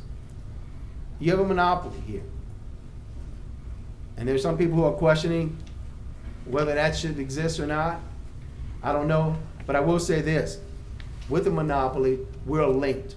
We're tied together. The people of this state need you, and you need the people of this state. And to go between is this commission. So let's all work together and get control of this problem. And again, I thank you for the penny you shaved off now and again last month. I thank you for some of the concessions on fees, but we have more work to do, and I want to continue to work with you as well as my fellow commissioners to get these prices down. Thank you, And Commissioner. I guess that's not really a question, but if you have a. I do have a, excuse me, I do have a comment, and first of all, thank you for that. We appreciate your comments, and I certainly can confirm your position on solar and energy efficient hasn't wavered. The $10 million donation will go to Power to Care and other means of helping customers pay their bill. Another important part of what we can do is something called LIHEAP, the Low Income Housing Energy Assistance Program. This year, Louisiana has $29.2 million available from the federal government to help people pay their bills. Last year, it was 12.9, so it's a huge increase. One of the things that we need to do to help is state agencies require a disconnect notice to get assistance with their bill. During COVID, we got a waiver of that from the state. We need to do the same thing so we can help those people before it's too late. So that is one of the things we can do together. And rest assured, if our customers call us and they tell us they have a problem with their billing, we can put them on a deferred payment program, and we will not disconnect their electricity as long as they make an effort to pay. And we can stretch that out in a means that makes it as affordable as possible. We know it's a burden, but customers will not get disconnected if they reach out to us and enter into a plan to make sure they can afford to pay that going forward. Thank you. Any other questions for Entergy? Just remember, Philip, let's get these rates and fees under control right now. That's what we have to do. Thank you. I thank you for standing before us, and thank you for taking the tough questions. We may have some other people that have questions for you before the day is over, so I hope you stick around. But we have to move on with the rest of our docket. And I can't thank you enough for coming here and taking these tough questions and being before the public here today. It's necessary that we all do these things together. Thank you. Chairman, Sure. At this point, I have a request to speak by Logan Burke of the Alliance for Affordable Energy. And Mr. Chairman, while she's coming up, you mentioned the heat advisory. Just to let you know, our order is tied to the National Weather Service, or the closest National Weather Service office, declaring a heat advisory, which is the lower of the two. There's an excessive heat warning as well. And I just pulled up the National Weather Service map. So essentially, everything in the Monroe and Shreveport National Weather Service field offices right now is under heat advisory. So our disconnect prohibition is in effect right now for this area, for the Monroe area. South Louisiana is not, and the reason why is we're having rain down there. Okay, let me say that out loud. Let me summarize that for you. Sure. So, simply by the weather itself and the high heat weather right now, Correct. the people in North Louisiana, and we could be more specific on the locations, but in North Louisiana is under a heat advisory. And so look, I'm going to show this for Jerry. Jerry, if you can get in, if you go to the National Weather Service map, and they does it for the whole country, orange, I'm a weather geek, I got to be in this business, but orange is the color for a heat advisory, and purple is an excessive heat warning. If either one of those is in place for the parishes highlighted, then our disconnect rules are in place. Okay, so we have no disconnects currently because of the excessive heat warning and heat advisory based on the National Weather Service. Yeah, basically from Rapides Parish, everything north of Rapides Parish, from the Texas to Louisiana, Mississippi to Arkansas border is under heat advisory And the right now. public can access the National Weather Service maps. Yes, Let's make a link to that on our weather.gov. website. So people can find it. Weather.gov, and we can put those on our website There as might be a well. link. But let me say, what I was calling for with Entergy was that, of course, but also that we come together and come up with a plan.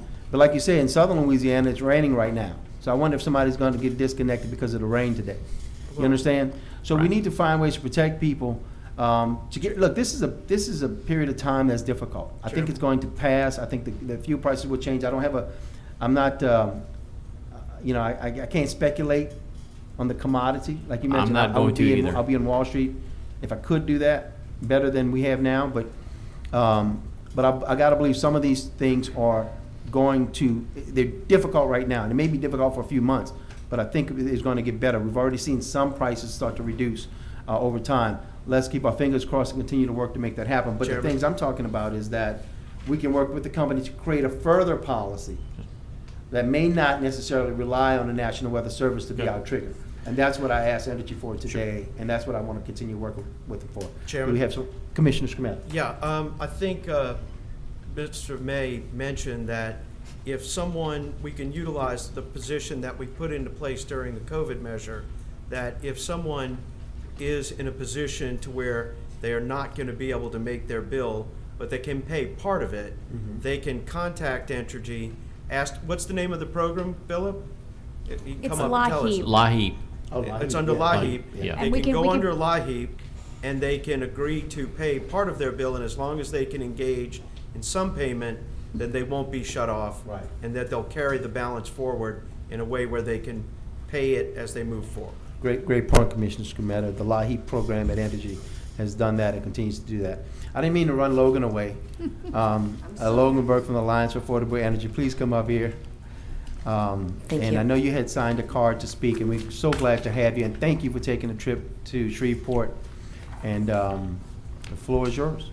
Thank you. Logan Burke for the Alliance for Affordable Energy, and as you know, you can't run me away. I'm always going to say what needs to be said about this. I just want to start by saying heat kills. Heat is the #1 weather-related killer in this country.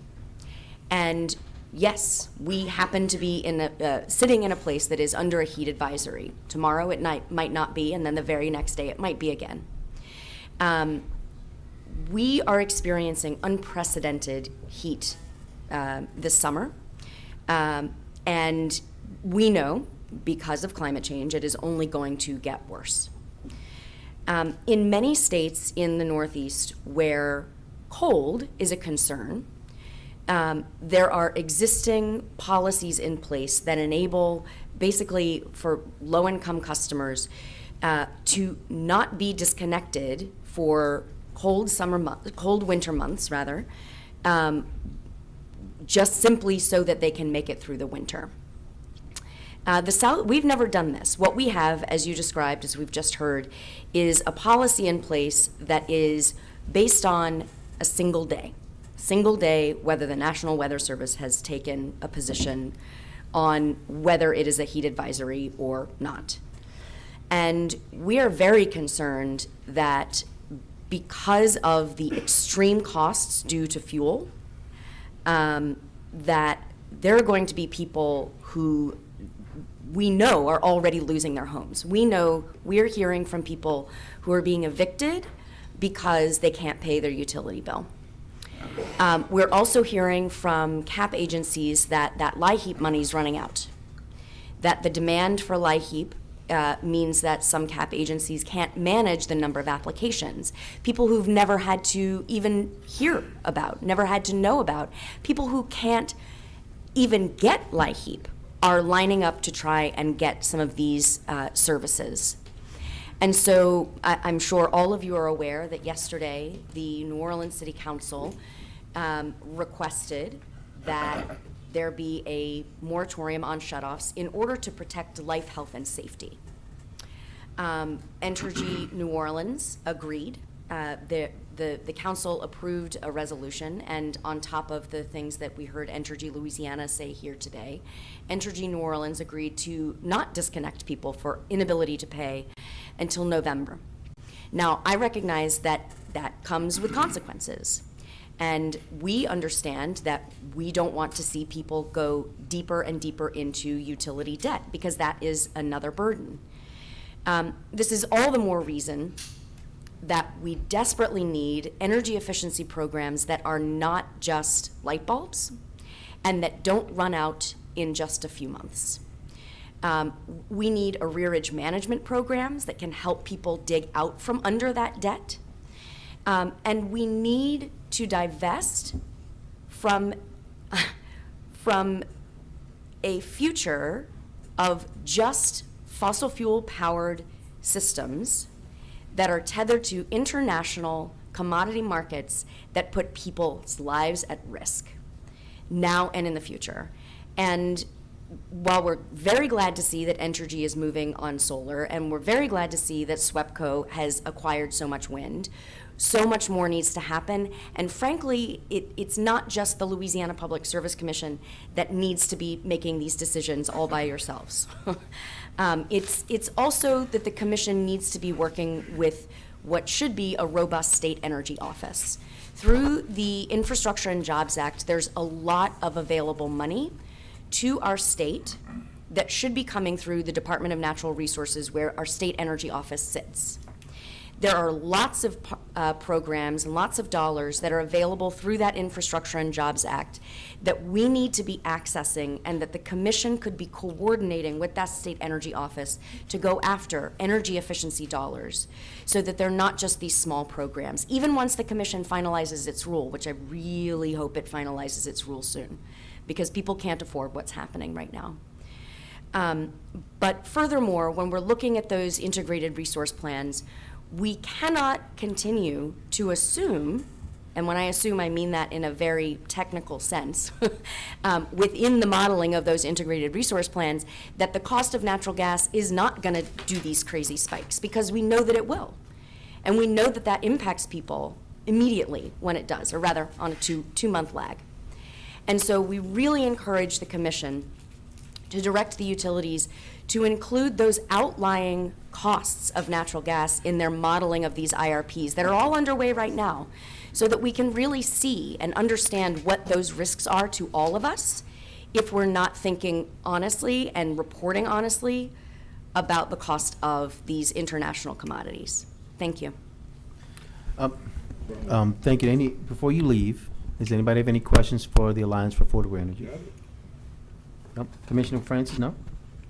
Yeah. Oh, thank you for what you've done to help me with the energy efficiency programs. I'm very interested. We've had some exciting things happen in my district because of it. Who is the heat is the #1 killer in America, and what's number 2? I think it's extreme cold. So I'm talking about weather-related disasters. So I'm saying it's heat over extreme cold, it's heat over tornadoes and floods and fires, and all of these weather-related disasters that usually make the news. Heat-related deaths don't make the news very often. So it's a combination of all those different problems. Right, but I'm saying that when people are in a situation, especially those who are vulnerable to extreme heat, that's often the elderly, that's often the young, that's folks who have respiratory disease or cardiovascular issues. Extreme heat is a real danger. Yeah. Well, I think anybody would agree in Louisiana, we've gotten in the fast lane on working on solar, and big solar is, we're really moving forward with that. I still remember those days when we were beat up by the rooftop solar folks, and I just want to ask your opinion. Do you think it's fair for another Entergy customer to subsidize an Entergy customer who's putting rooftop solar on? I think that the report that you are referring to does not fairly account for the benefits that all customers are receiving when a rooftop solar customer has solar. I think that it's been shown in lots of analysis that I'd be happy to send you that actually, on balance, it's a net benefit to all customers, not a net negative to non-participants. Yeah, I like rooftop solar. I'm a supporter of anyone who would like to put it on. I know that a lot of my energy customers who don't have the rooftop solar are not interested in helping to pay and subsidize the other folks who are doing that. And that's where the main complaint has been.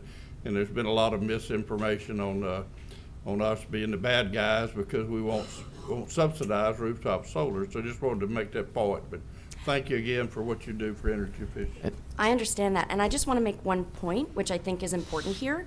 The value that somebody who puts solar on the rooftop now receives is not the current present LMP cost. They're not receiving the $90 that is currently on the LMP market. What they're receiving is an LMP tied to an average annual value.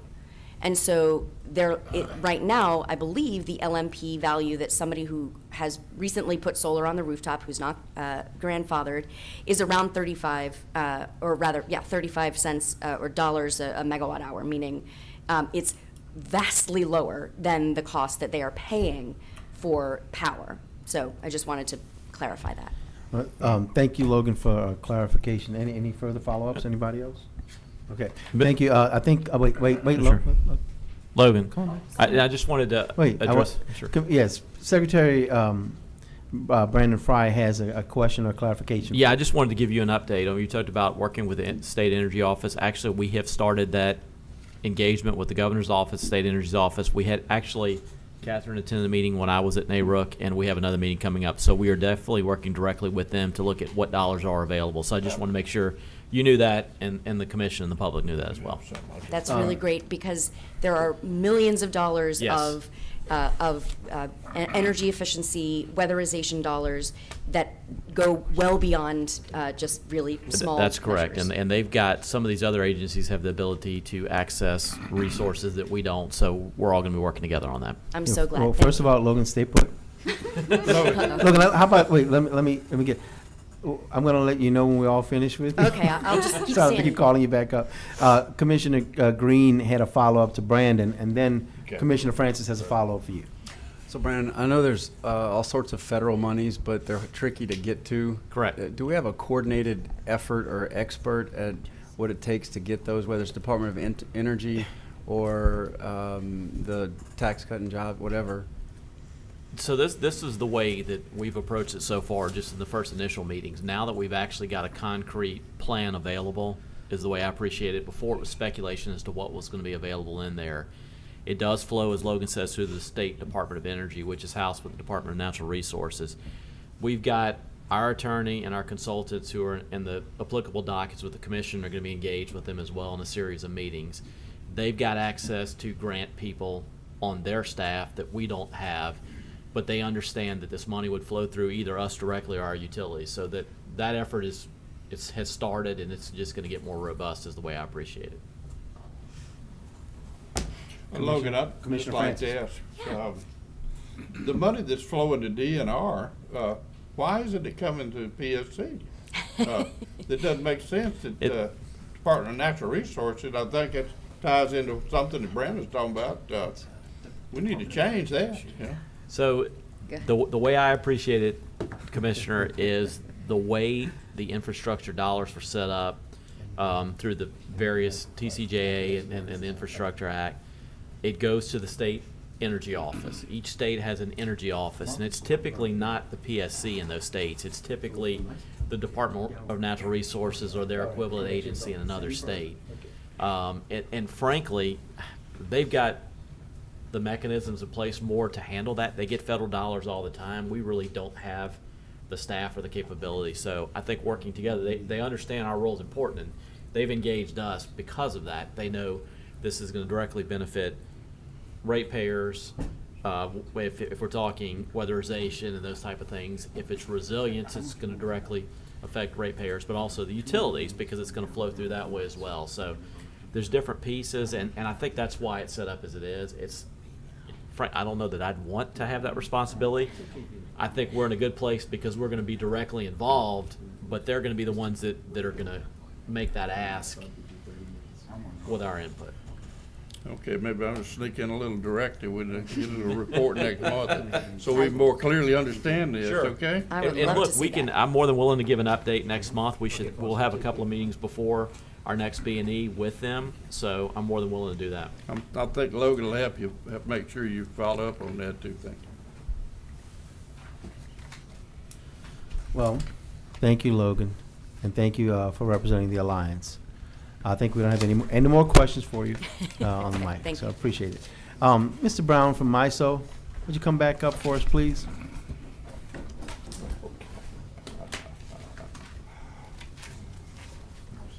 Okay, thank you, brother. We pray for you. I know you already spoke to us. I didn't know if you had anything else to add on the presentation level, but if not, we do have one more question follow-up from Commissioner Green. Okay. No, I didn't have a presentation. Okay. Could you comment on whether or not in MISO South, in particular Zone 9, are we long or short, and if so, how much? I can't give you those specific numbers. I can get those for you. I can tell you that when we did the recent PRA, there was a 1,900 megawatt flow from the, from the south to the north, which means we're long for the south region as a whole. Okay. If you could get that back to us perhaps next Zone meeting. 9, yes, I'd like to know if we're long or short, particularly Zone 9, and if so, by how much. Okay. Thank you. Okay, well, I think that, that takes us back to our regular docket. Ms. Bowman? Yeah. Are we ready? So, if we're prepared, I think that's the end of our speakers that we've taken out of order. So we're ready to move on to the docket, please. Okay, and there is one more agenda item we will take up out of order. It is Exhibit 21, but we will move that to the end because it has a possible executive session to it. All right. And so moving to exhibit number 2, it's docket number T36308. It's the Commission versus Gen Energy Services regarding an alleged violation of the revised statutes of 45-161 through 180.1 by operating intrastate without commission authority to transport salt water utilized in oil well exploration and production on 97 counts occurring December 1st through December 19th of 2021, and General Order 9901 as amended for failure to comply with leasing rules on 14 counts occurring December 20th through December 31st of 2021. This is a discussion and possible vote pursuant to Rule 57 on affidavit and stipulation executed by the carrier, so this will need 2 votes. As a result of a manifest audit submitted to staff by the Office of Conservation of Department of Natural Resources, a citation was issued to Gen Energy Services on March 29th of 2022 based on the aforementioned allegations and violations. In response to the citation, the Vice President of Gen Energy signed an affidavit and stipulation admitting to all violations alleged in the citation in this docket. In that affidavit and stipulation, the company agreed to the imposition of a $16,100 fine with $8,050 of the fine suspended for pleading guilty, the imposition of $2,800 fine with $1,400 of the fine suspended for violating General Order 9901 as amended, the imposition of a citation fee of $25, implementation of changes to corporate training policies. Funds will be paid by certified funds in 3 monthly installments, with the first payment and the $25 citation fee due on July 6th. And then final payment due September 8th of 2022, and that all suspended portions of the assessed fines will become due immediately if the carrier fails to meet payment deadlines prescribed in the stipulation or is found guilty, enters a plea of guilty, or enters a plea of no contest to any of the rules and regulations of the Commission relative to operating outside of its scope and leasing of motor vehicles authorized by the carriers. Additionally, the company and Commission staff agreed that the affidavit and stipulation is a global settlement of any and all violations of transporting non-hazardous oil fill waste without authority and utilizing owner-operators without proper leases being filed with the Commission occurring before May 2nd of 2022. Staff recommends that the Commission, 1, exercise its original and primary jurisdiction under Rule 57 to consider the affidavit and stipulation, and 2, accept the affidavit and stipulation executed on July 1st, 2022 for fines and fees totaling $9,475. Francis moves to take the order up under 57. Second. Second by Commissioner Gray. Motion to And, accept staff recommendation. Well, you got to vote on the 57 first. Okay, we've got to vote on 57. Is there any opposition to moving to 57? Hearing no opposition, move to Rule 57. Commissioner Green recommends staff recommendation, and I'll second that. Any opposition? So this exhibit passed. Exhibit 3? Exhibit number 3 is docket number T36309. It's the Commission versus Axe Directional Drilling. It's an alleged violation of revised statutes 45-161 through 180.1 by operating intrastate without Commission authority to transport saltwater utilized in oil well exploration and production on 172 counts occurring on December 1st through December 31st of 2021. It's a discussion and possible vote pursuant to Rule 57 on the affidavit and stipulation executed by the carrier, so this will again need 2 votes. As a result of another manifest audit submitted by staff to the Office of submitted to staff by the Office of Conservation, a citation was issued to Axe Directional Drilling on March 29, 2022, based on the aforementioned allegations and violations. In response to the citation, the President of Axe signed an affidavit and stipulation admitting to all violations alleged in the citation. He also agreed to the imposition of a $56,000 fine, with $28,000 of that fine being suspended, conditioned on the following: a plea of guilty to all violations as mentioned within the citation, not being found guilty, entering a plea of guilty, or entering a plea of no contest to any of the rules and regulations of the Commission for 1 year from the date of this executed affidavit. Cease transporting LPSC regulated waste for disposal intrastate until such time that the carrier obtains a common carrier certificate from the Commission authorizing the transportation of such regulated waste.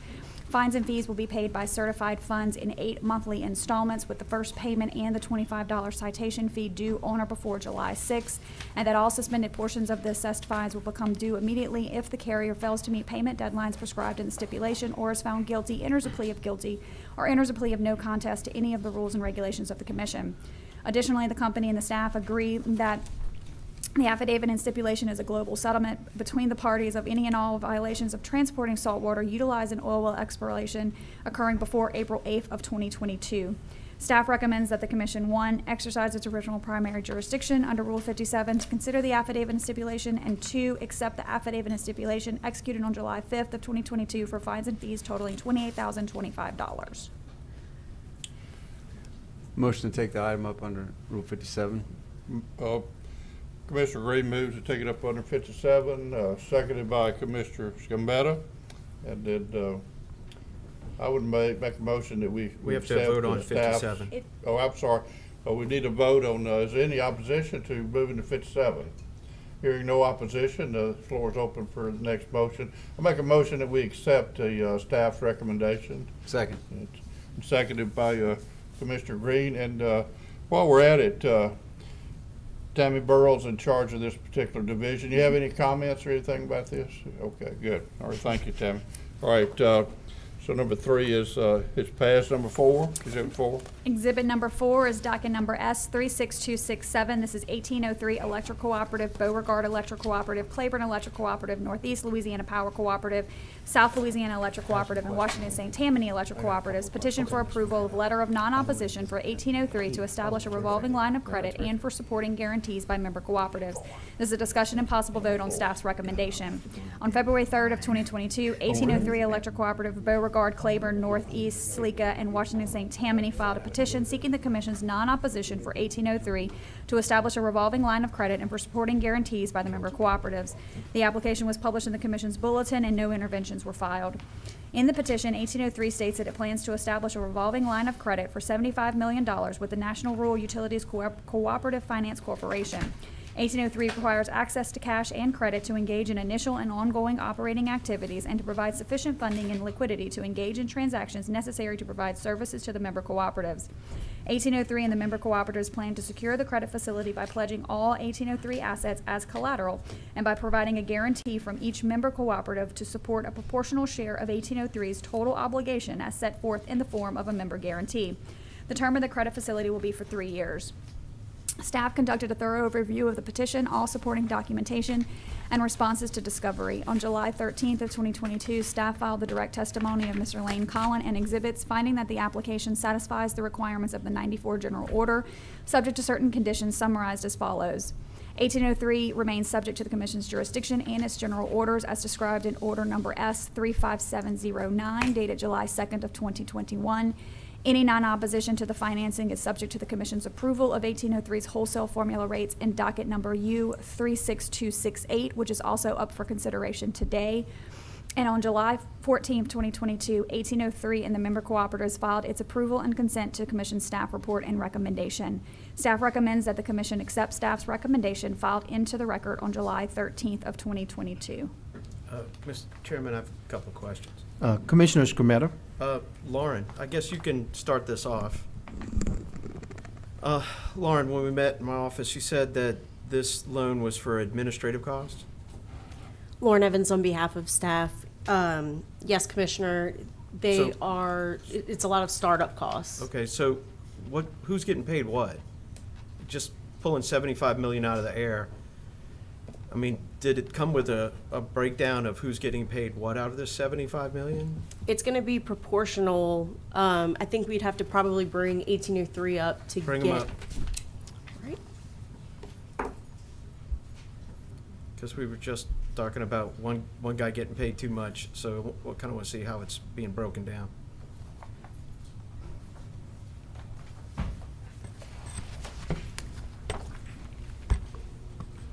The Commissioners, Kyle Marino on behalf of 1803 Electric Cooperative.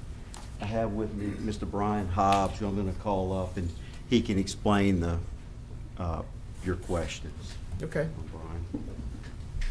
Brian. Thank you, Brian Hobbs, on behalf of 1803 Electric Cooperative.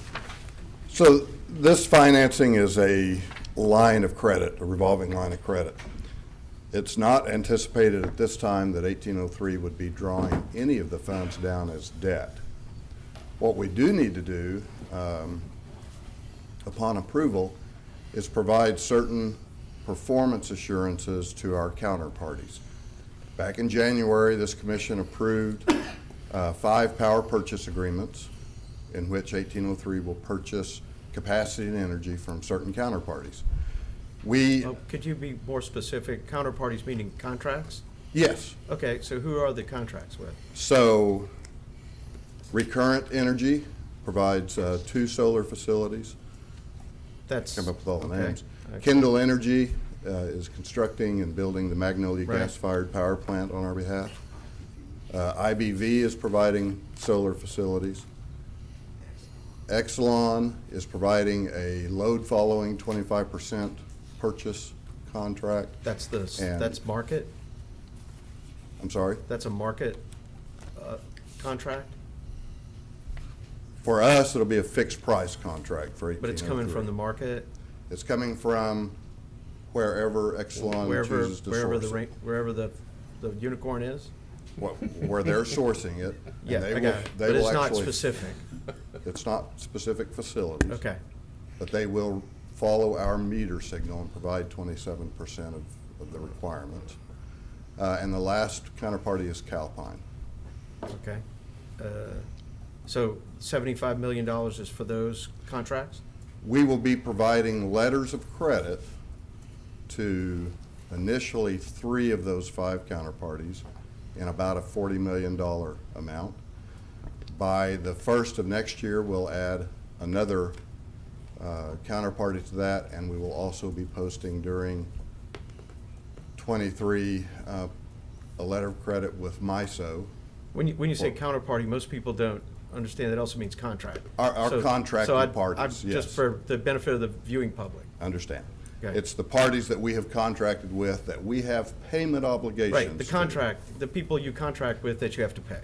Yes. Right, okay. So, all right, so 40 million in the first go?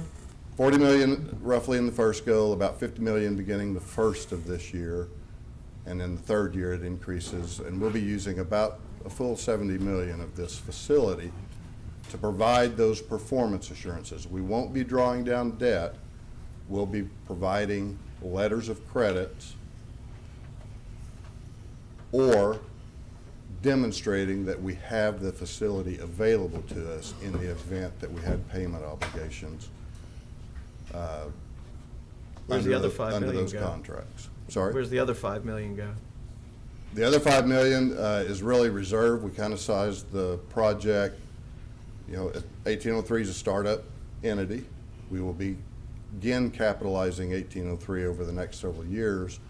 So it provides a very low-cost credit facility in the event we have unexpected needs as we begin to capitalize 1803. So the 5 million's the credit facility? No, 75 million is the credit Well, not if facility. you've made a pledge of that money to pay your contracts. Right, So that you can't make it work twice. No. So in the first year, we are pledging about 40 million. In the second year, we're pledging about 50 million. By the third year. Wait, so you only got 75 million? Right. Okay, so all right, that's 90 million. No, it's 40. So it's 40 plus 10? Yes. Okay, it's 50 total, I got it. Yes, and then by the third year, it's about 70 million Okay, total. total. We'll have 5 million still available in that credit facility.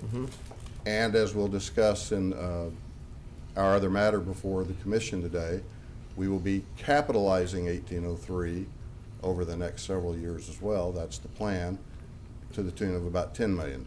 So by that third year, we'll have about 15 million in free available financing capability. Okay. But since I voted no for the initial plan, I need a roll call.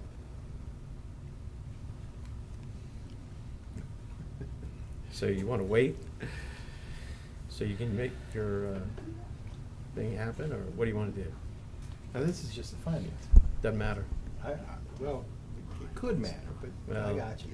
It could really matter. It could matter, but, But my opinion on this hasn't changed. all right.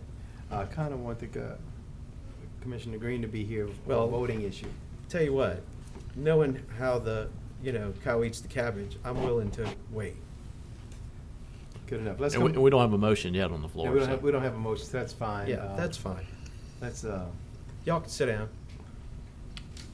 You want to go to the next item, Mr. Chairman? it'll be all right. There you go. All right, call the next one. Exhibit number 5 is docket number S36289. This is Claiborne Electric Cooperative's petition for approval of a letter of non-opposition to borrow funds from Rural Utility Services. It's a discussion and possible vote on staff report and recommendation. On March 2nd of 2022, Claiborne filed a petition for approval of a letter of non-opposition to borrow funds from Rural Utility Services. The petition sought the Commission's authorization for Claiborne to enter into a financial agreement with the National Rural Utilities Finance Corporation to borrow a Power Vision loan in the amount of $50 million. These loan funds will allow Claiborne to complete capital improvements that include purchasing equipment, building new service, upgrading existing distribution plant, and converting Claiborne's existing line of credit.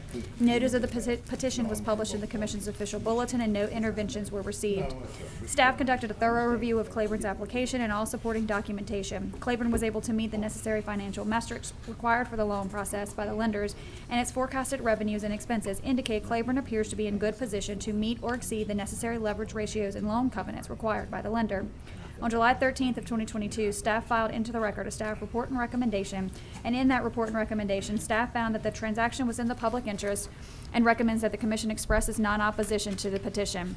Staff recommends that the Commission accept the staff report and recommendation filed into the record on July 13th, 2022, and expresses non-opposition to the petition including conditions contained therein.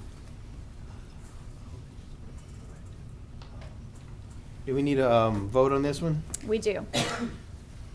So, What you- Let me, Uh, let me get a motion. A motion to accept staff recommendation. I'll second that. Moved by Commissioner Green, second by Commissioner Francis. Any opposition? I have a question first, but I may not oppose. Okay. Question for counsel for the co-op. Yes, sir. Kyle Marino on behalf of Yeah, Claiborne Electric. So in borrowing this, what have y'all planned on, like, looking at this for your plan for inflation as you move forward on your borrowing against this line? I guess is this a line of credit, effectively? Effectively. Yeah, so what's your plan on how you're gonna borrow and how you're gonna use as we see that interest rates are effectively climbing? We're looking at another 750 basis points at the Fed coming up soon. We've already gone to 1,000 points recently. So, looking at just, throwing a number on the table and how it costs the co-op, what's your plan for this? I'm going to ask Mr. Because interest is gonna go up. It's going up, and it's So- going up since we so, applied. What's your plan? Let me ask Mr. Brown, the general manager of Claiborne Electric, to come up. Good morning. I was listening to your question carefully there. I think on the Because my earlier discussion with council was, they've got this line of credit and the availability at a lower interest rate, but to piecemeal borrow against it towards the future and just pay more interest instead of utilizing the funds, is it just, unfortunately, we don't have the option. But you don't have the of use being for able the to money borrow now? it all 50 So you just 50 don't million have the at use one for it? time. We have to be able to back it up with construction projects that we've engaged in along the way before we can draw those funds so down. you just don't really have the use for the money now?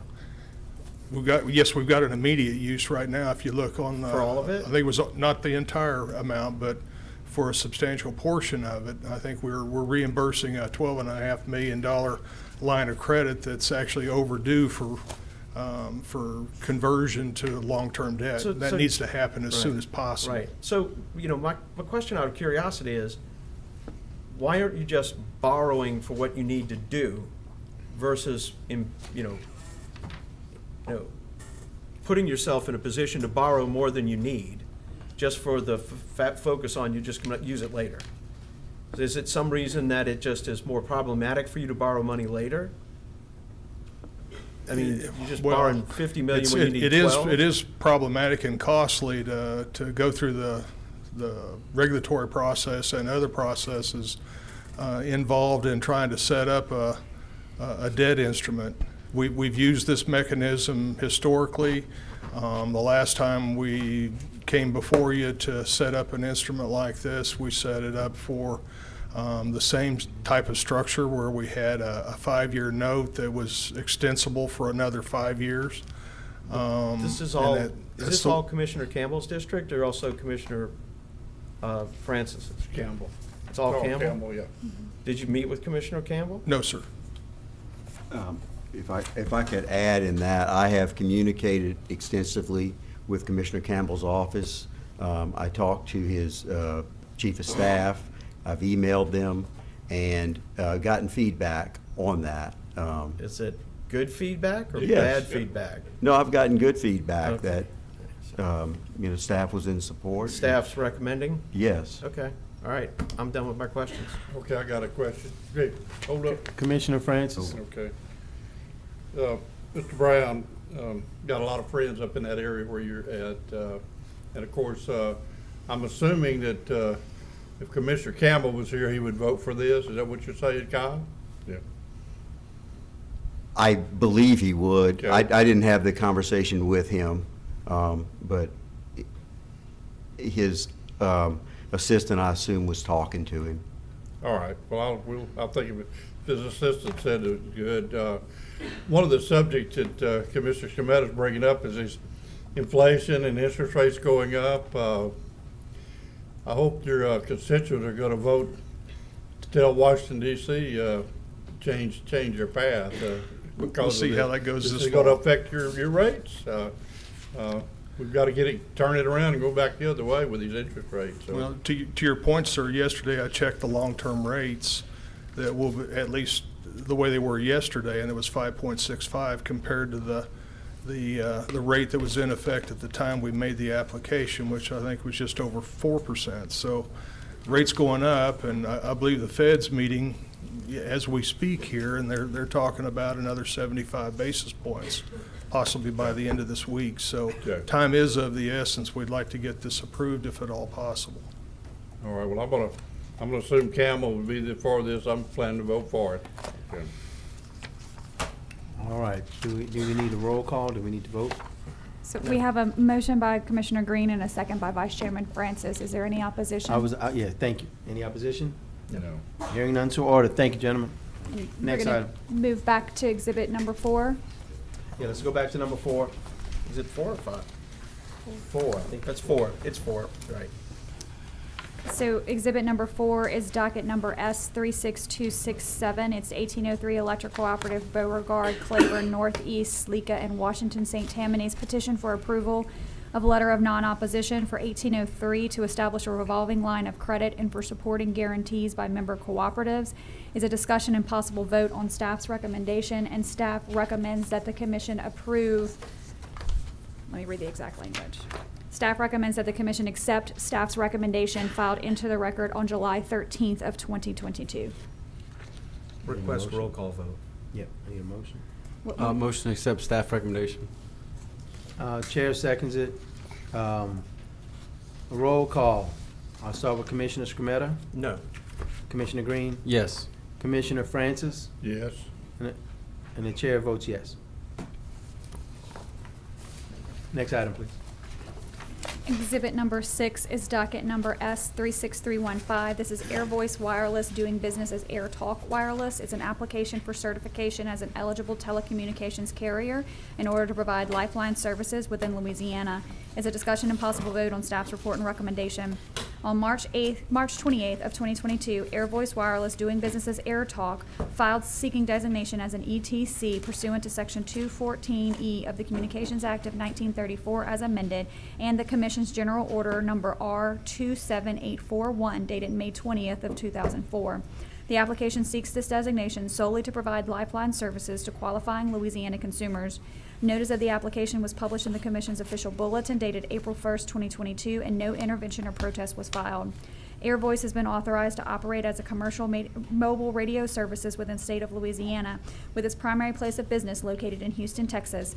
The company is currently designated as an ETC in 10 other jurisdictions. Pursuant to Section 214E of the Act, state commissions are given the authority to designate as ETCs those common carriers that meet certain federal service requirements and whose designation would be consistent with the public interest, convenience, and necessity. Consistent with its authority under federal law, the Commission issued its ETC General Order, which created a list of public interest criteria to be applied on a case-specific basis to all requests for ETC designations in the areas served by rural telephone carriers. Air Voice certified that it will offer the services supported by federal universal service support mechanisms, either using its own facilities or a combination of its own and resale of another carrier's services, and that it will advertise the availability of such services and the charges therefore using media of general distribution. Air Voice also adequately addresses all the public interest factors enumerated in the Commission's ETC General Order.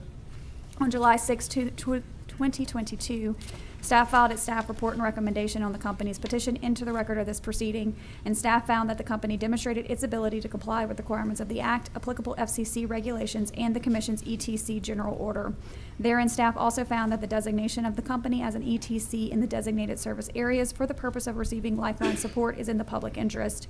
Therefore, staff recommends that the Commission accept the staff report and recommendation filed into the record on July 6, 2022, and grant the company's petition to be designated as an ETC in the designated service areas for the limited purpose of obtaining low-income lifeline support, subject to the conditions contained in staff's report and recommendation. Motion to accept staff recommendation. Second. Moved by Commissioner Green, second by Commissioner Scrumetta. Any opposition? Hearing none, so ordered. Next. Exhibit number 7 is docket number S36363. This is National Water Infrastructure's request for a letter of non-opposition for an increase in its revolving line of credit and associated pledge of assets as security. It's a discussion and possible vote on a staff report and recommendation. On May 24th of 2022, National Water Infrastructure filed a request for a letter of non-opposition for an increase in its revolving line of credit and associated pledge of assets for security. The request seeks to increase its existing line of credit with Chase Bank for an existing amount of less than $1 million up to a maximum amount of $6 million. NWI has indicated in its application that the funds from the revolving line of credit would be used to fund in the near term general corporate activities, working capital needs, and potential acquisitions. This matter was published in the Commission's official bulletin and no interventions were filed. Staff conducted a thorough review of NWI's request and all supporting documentation.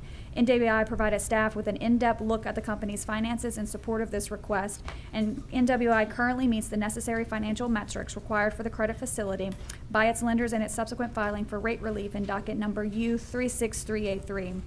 Supports the conclusion that NWI is following established regulatory guidelines to maintain a positive financial position to meet or exceed the necessary ratios and loan covenants as required by Chase Bank.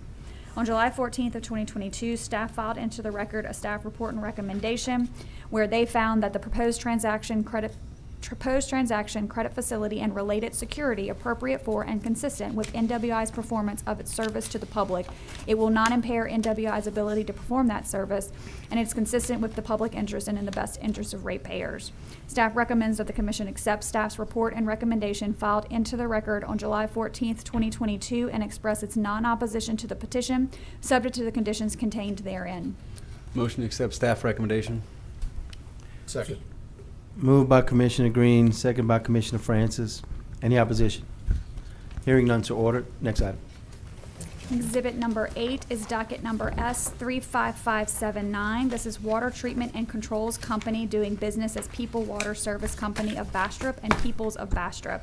It's a request for a letter of non-opposition and our approval to transfer and sell water utility system, incur indebtedness, grant security interest, and amend Commission Order number U34690. This is a discussion and possible vote on an unopposed motion to amend Commission Order number S35579. On June 23rd of 2020, Water Treatment and Controls Company and Peoples of Bastrop filed a request for a letter of non-opposition. Notice of that request was published in the Commission's official bulletin and no interventions were filed. On May 5th of 2021, staff filed an amended staff report into the record of that proceeding recommending approval. The Commission voted to accept this amended staff report and recommendation, and order number S35579 was issued on May 21st of 2021. On June 29th of 2022, Peoples of Bastrop filed an unopposed motion to amend that order into the record. Peoples of Bastrop is seeking to amend ordering paragraph number 17. Under the current ordering language, Peoples of Bastrop would be required to file a rate case by September 16th of 2022. This rate case would consist of 2 partial fiscal years as a test year. Peoples of Bastrop would only have audited financials for a portion of the test year, specifically those months in the calendar year of 2021. This proposed amendment seeks to extend the deadline for filing the rate case until no later than June 15th of 2023. And by that date, Peoples of Bastrop will file a rate case with audited financials from one single fiscal year. Peoples of Bastrop proposes that ordering paragraph 17 be amended to read, Peoples of Bastrop shall submit to a full base rate proceeding before the Commission following the 2022 test year. Peoples of Bastrop's filing for the full base rate proceeding shall be made no later than June 15th of 2023, with the remaining paragraph of paragraph 17 unchanged. Staff does not oppose Peoples of Bastrop's request to amend Commission Order Number S35579 and therefore recommends that the Commission accept the unopposed motion to amend Order S35579 filed into the record on June 29th of 2022. Motion to accept staff recommendation. Second. Moved by Commissioner Green, second by Commissioner Francis. Any opposition? Hearing none, so ordered. Next item. Exhibit number 9 is docket number S35961. This is Moving NOLA LLC's application to increase tariff rates for common carrier certificate number 8003. It's a discussion and possible vote pursuant to Rule 57 on an uncontested stipulated settlement, so this will need 2 votes. On April 14th of 2021, Moving NOLA filed an application with the Commission requesting authorization to redesign and increase its tariff rates pursuant to Commission General Order dated October 2nd of 2012. Notice of the application was published in the Commission's official bulletin and republished in a later bulletin after the LPSC approved a name change of the company. There are no interventions in this proceeding. Following discovery on Moving NOLA's application and accompanying testimony, Commission staff filed its report and recommendation with exhibits and recommended tariff on July 8th of 2022. Subsequently, Moving NOLA and Commission staff reached an agreement and executed an uncontested stipulated settlement, which was filed into the record on July 15th of 2022. The major terms are as follows. Moving NOLA shall be authorized an increase in revenue of approximately $83,000 in order to earn operating margin revenue of 20% and update its scope of operations pursuant to staff's recommendations. Moving NOLA be ordered to continue its compliance with all applicable LPSC rules, regulations, and orders.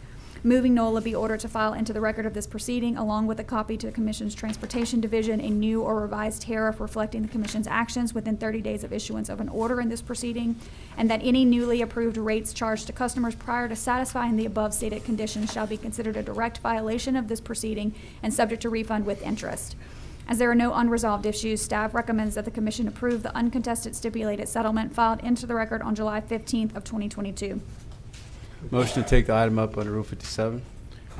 Chair seconds. A move by Commissioner Green, second by the chair to take the item under Rule 57. Any opposition? None. Motion to accept staff recommendation. Moved by Commissioner Green, second by chair. Any opposition? No opposition. Did you have a comment? Discussion, yeah. Okay, discussion. I just wanted to make a point to Ms. Burrow and Pendergrass. We've got a lot of inflation, fuel's going up, operating costs on all these companies are going up a lot. And we're setting their rates and holding them to it. And we don't want to raise anybody's rates, but we don't want these people going out of business because of inflation. So I just want to remind you guys, I was a small business owner at one time. You went through some of these same problems that we need to make sure that we're kind to everyone across the board, even these small businesses. So thank you. Mr. Chairman, one other thing, and for the staff on this, I know that most of the trucking and other companies have the ability to come in and look for an automatic 10% increase upon application. Yeah. They're still sort of nudging between CPI and Producers Price Index. These trucking companies and anything used in transportation, it's more inclined with Producers Price Index because that includes fuel. The Consumers Price Index doesn't include fuel in it. And it's a big differential when you look at this. But I think it's important for these companies, instead of what we find, especially when we see severe rate impact in water companies, that they just don't come in for years and years, and then they come in and seek massive increases. Yeah. That if they just manage their business by interacting with the staff, they could come in and get these manageable requested increases, they could stay up to speed on stuff. So, you know, my sort of request for these companies, as they pay attention, as they do that, is to, you know, engage with them and tell them, look, keep up with your paperwork, keep up with your reviews, and look at this as a way to manage your need for emergency rates down the road. So, thank you. And along with that, I would remind our tow truck people, the chairman and I are meeting with the state police and some of the major tow truck folks to try to make sure we have a happy medium there with the vendors and the customers. So just for anyone's information, we're working on that and should have some results here pretty soon. All right, great, thank you. So exhibits 10 through 14 are deferred, so we're jumping to exhibit 15.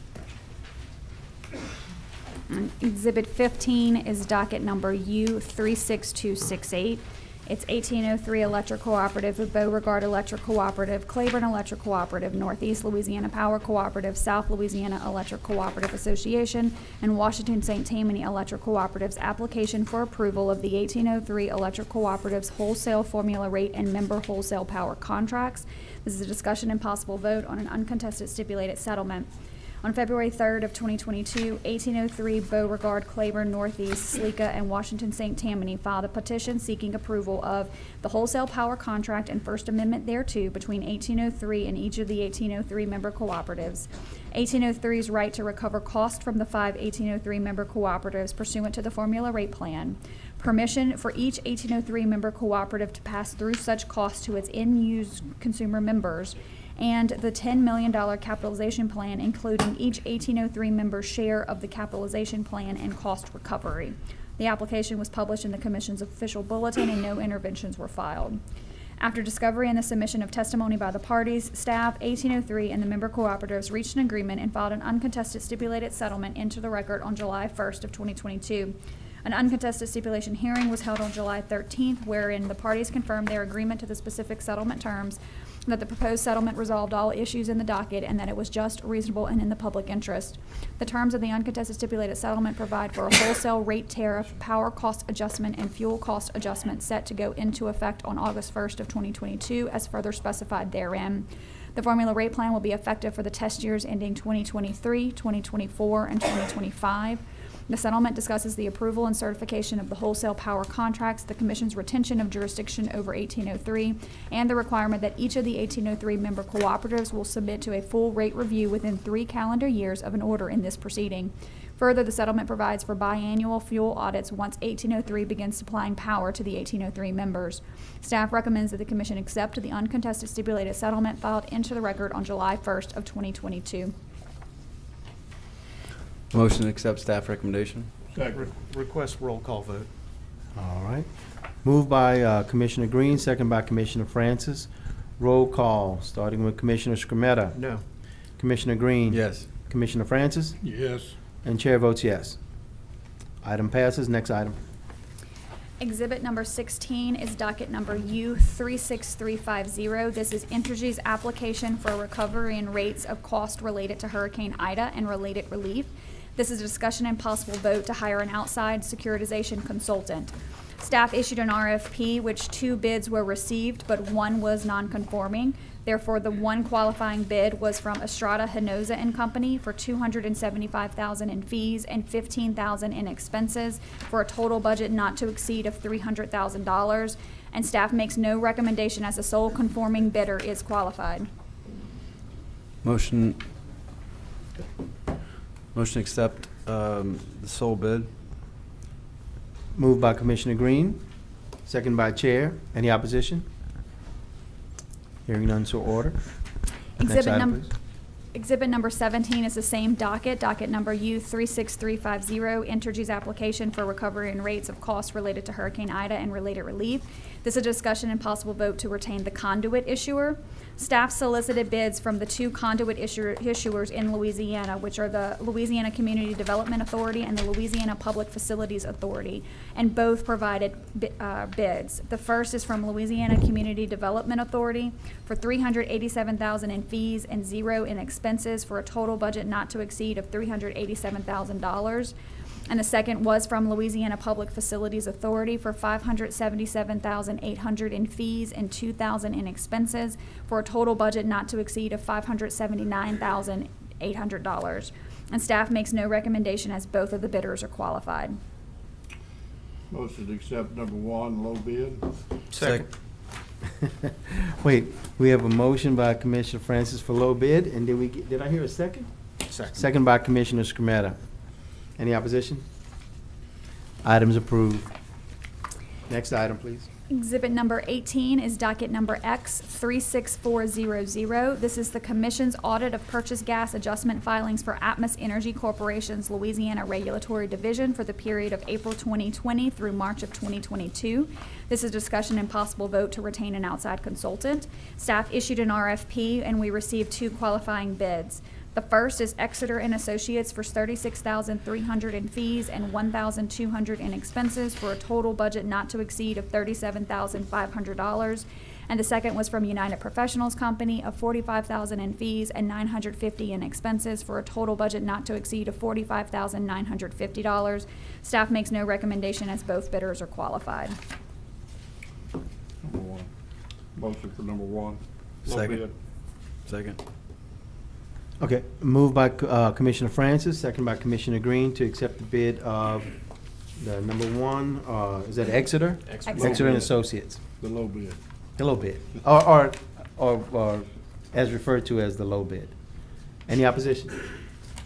All right, hearing none, congratulations, Exeter, has approved. Next item. Exhibit number 19 is undocketed. This is the Commission's temporary waiver from certain reporting requirements of General Order dated May 31st, 2022, which is the Max Gen General Order for Louisiana Utilities. This is a discussion and possible vote to authorize a temporary waiver at the request of Commissioner Green. The Commission issued General Order dated May 31st of 2022, which set forth the rules regarding the timely disclosure of facts and notices for Max Gen alerts and related matters. All Louisiana utilities, including electric cooperatives, were required to comply with a series of reporting requirements concerning generation performance information for the power and energy supplied to Louisiana utilities via own generation or through wholesale contracts. In recent hearings in docket numbers U36133 and U36135, an issue arose as to whether the power supply agreements for DEMCO and JDEC comply with those reporting requirements of the Max Gen Order. This issue will continue to recur both in the context of power supply agreements for the Louisiana distribution cooperatives as well as for the IOUs. It is important that there be a single resolution of this issue that is applicable to all Louisiana electric utilities. If accepted, the enforcement and applicability of certain reporting provisions in the Max Gen General Order will be temporarily waived, and the consideration of those issues will be transferred to the ongoing minimum capacity obligation rulemaking in docket number R36263. This will ensure that all Louisiana electric utilities are treated fairly according to the same standards. In addition, although consideration by the Commission will be moved to the MCO docket, all parties will have an opportunity to weigh in and express their opinions on these issues, and the Commission will have the opportunity to consider the positions of all stakeholders in making its determination.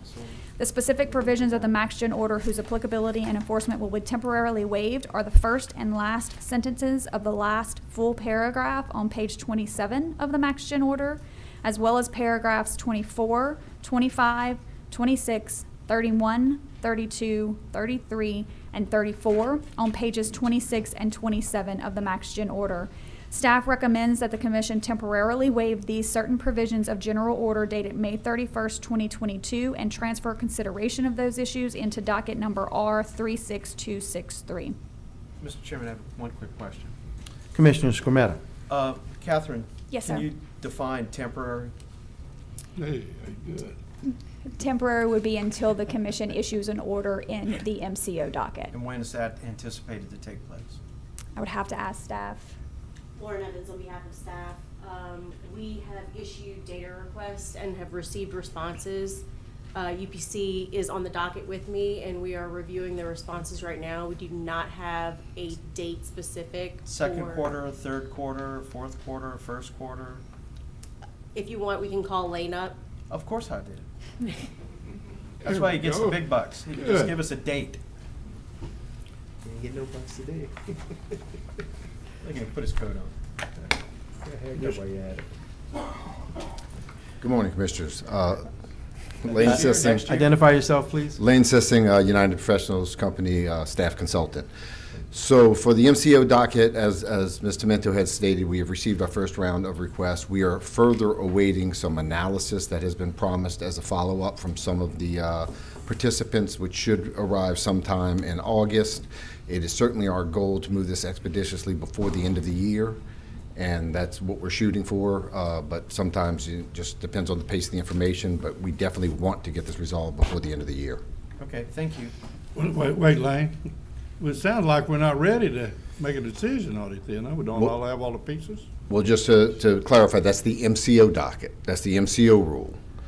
What your motion before you today is to suspend some pieces of the max gen rule and have them considered in the MCO rule. So the goal of this is to take two conflicting provisions and consider them together in one rule and get it done expeditiously.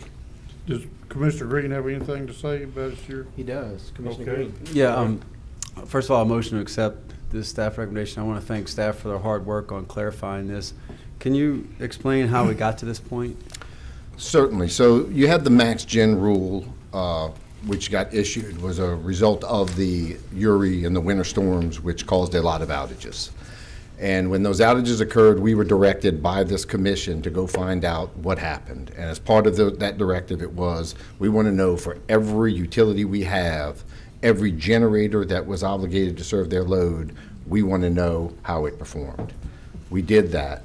As we went through that process and we were dealing with some of the wholesale contracts, the response we got from some of the providers of those wholesale contracts was, well, we really can't give you that information from our regulated utilities.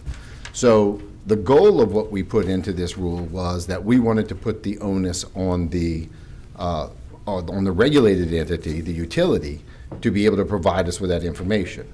And so the rule was drafted and put out to comment with that goal in mind. Contemporaneously with that, you had 1803 occurring. And within 1803, there was a question that came up about whether or not specific generators need to be identified associated with contracts of load. And the way that 1803 got passed was, it was passed subject to a rulemaking being opened, which would decide whether or not this commission would put the requirements on utilities that they absolutely identify all their generators, none of their generators, or some percentage thereof. When you combine the two rules, what winds up happening is the max gen rule effectively negates the MCO rule's entire purpose, because if you tell every utility they have to tell you 100% of the generators that performed, you're essentially imposing 100% physical generator rule, which is clearly wasn't the intent of the max gen rule, and it's conflicting with the directive we were given in the MCO rule. So the best solution that we came up with was suspend the rule in the max gen rule, put it in the MCO rule, and it's very important that it go in the MCO rule, because when this commission goes to make the decision of whether or not you have to identify physical generation, part of that consideration is your ability to know after a storm which of the utilities actually provided the generation to serve their load and which ones did not. So it is the appropriate place for it all to be considered in one place, and that's why staff has made this recommendation. My constituents would want to know who produced and who didn't. When is the rulemaking going to timeline on that? When will we be doing that? The rulemaking is active. We've got our first round of comments. I have a second round of questions getting ready to go out. In the meantime, some of the constituents have asked to provide some very detailed economic analysis, which they've promised in August.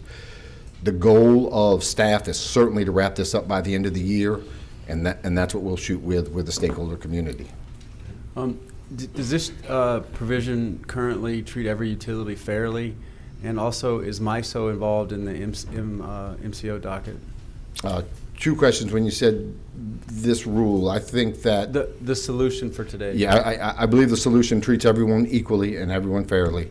And with regards to MISO's involvement, I don't know if they're an intervener. They may be an interested party, but MISO is not an intervener in the docket. Yeah. So, but they have, whether they're involved or not, because they want to, they will be involved because they have a lot of answers to the questions that we will engage them with, and it's their entire resource adequacy auction construct that is in question. I think I have a motion to accept staff recommendation. So Lane, it's true that MISO would advise or recommend, maybe tell us what some of the other 14 states are doing, but it's up to us totally to make that rule to live by. Isn't that true? This would be a state-specific rule, yes. Okay, all right. I have a question. Yes. It's kind of broad, but I believe that it actually goes to the heart. Do we have confidence that the public is protected with this new rule change until such times that we finish the rulemaking? Yes, the public is adequately protected, even without the rule changes we put under the current construct.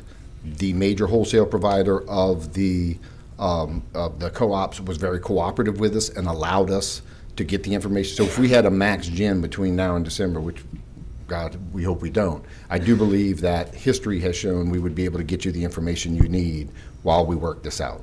Okay, great. That answers it for me. Anyone else? Well, you know, Chairman, this is a waiver, right? Yes, it is. It reminds me of a waiver I've always tried to get. The scriptures say you love your neighbor, you know? Yes. Yeah. I've been trying to figure out a way to get a waiver on that. I just, from one end of the scripture to the other, I can't find the hope in it anywhere. Well, I certainly hope I'm not the cause of that. We can't get out of that one. So I'm gonna vote for this, okay? And that's why Lane's I'm smart. sorry. Oh, yeah. Okay. Well, thank you very much, Mr. Sissing. That was moved by Commissioner Green, second by Chair. Any opposition? Hearing none, so ordered. Thank you. It passes. Next item, please. Next item is exhibit number 20, which is reports, resolutions, discussions, and votes. We have already conducted the report from staff on the high electric utility bills, so we will move on to the two vote ratifications that we have. The first is undocketed, and it's a discussion and possible vote to ratify the Commission's interventions in RTO or ERSC-related FERC proceedings. Pursuant to the scope of work approved in connection with the retention of stone pigment in UPC at the February 24th, 2021 B&E for MISO, SPP, and ERSC participation, an intervention was filed on the Commission's behalf in FERC docket EL22-60, which was a dockless intervention. Due to the short deadlines allowed for these interventions, if advanced Commission approval is not possible, the Executive Secretary, on the recommendation of UPC or stone pigment or on his own determination, may authorize the initial interventions, comments, or protests subject to ratification at a following B&E. For any pleading the Commission does not ratify, all work related to such docket shall immediately cease, and any pleadings filed shall be withdrawn at the direction of the Commission. This intervention was filed for the purpose of monitoring issues related to MISO and a complaint against MISO challenging its capacity auction process. Staff recommends that the Commission ratify this intervention. Move to ratify the intervention. Second. Moved by Commissioner Scrumetta. Second by Commissioner Green. Any opposition? Hearing none, so ordered. Next.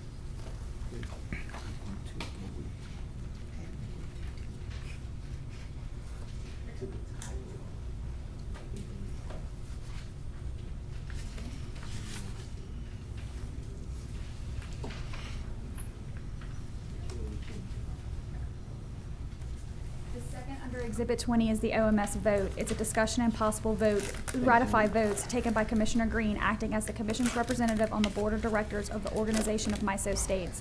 An email vote was taken on June 3rd, 2022 by Commissioner Green as the Commission's representative of the Organization of MISO States Board of Directors.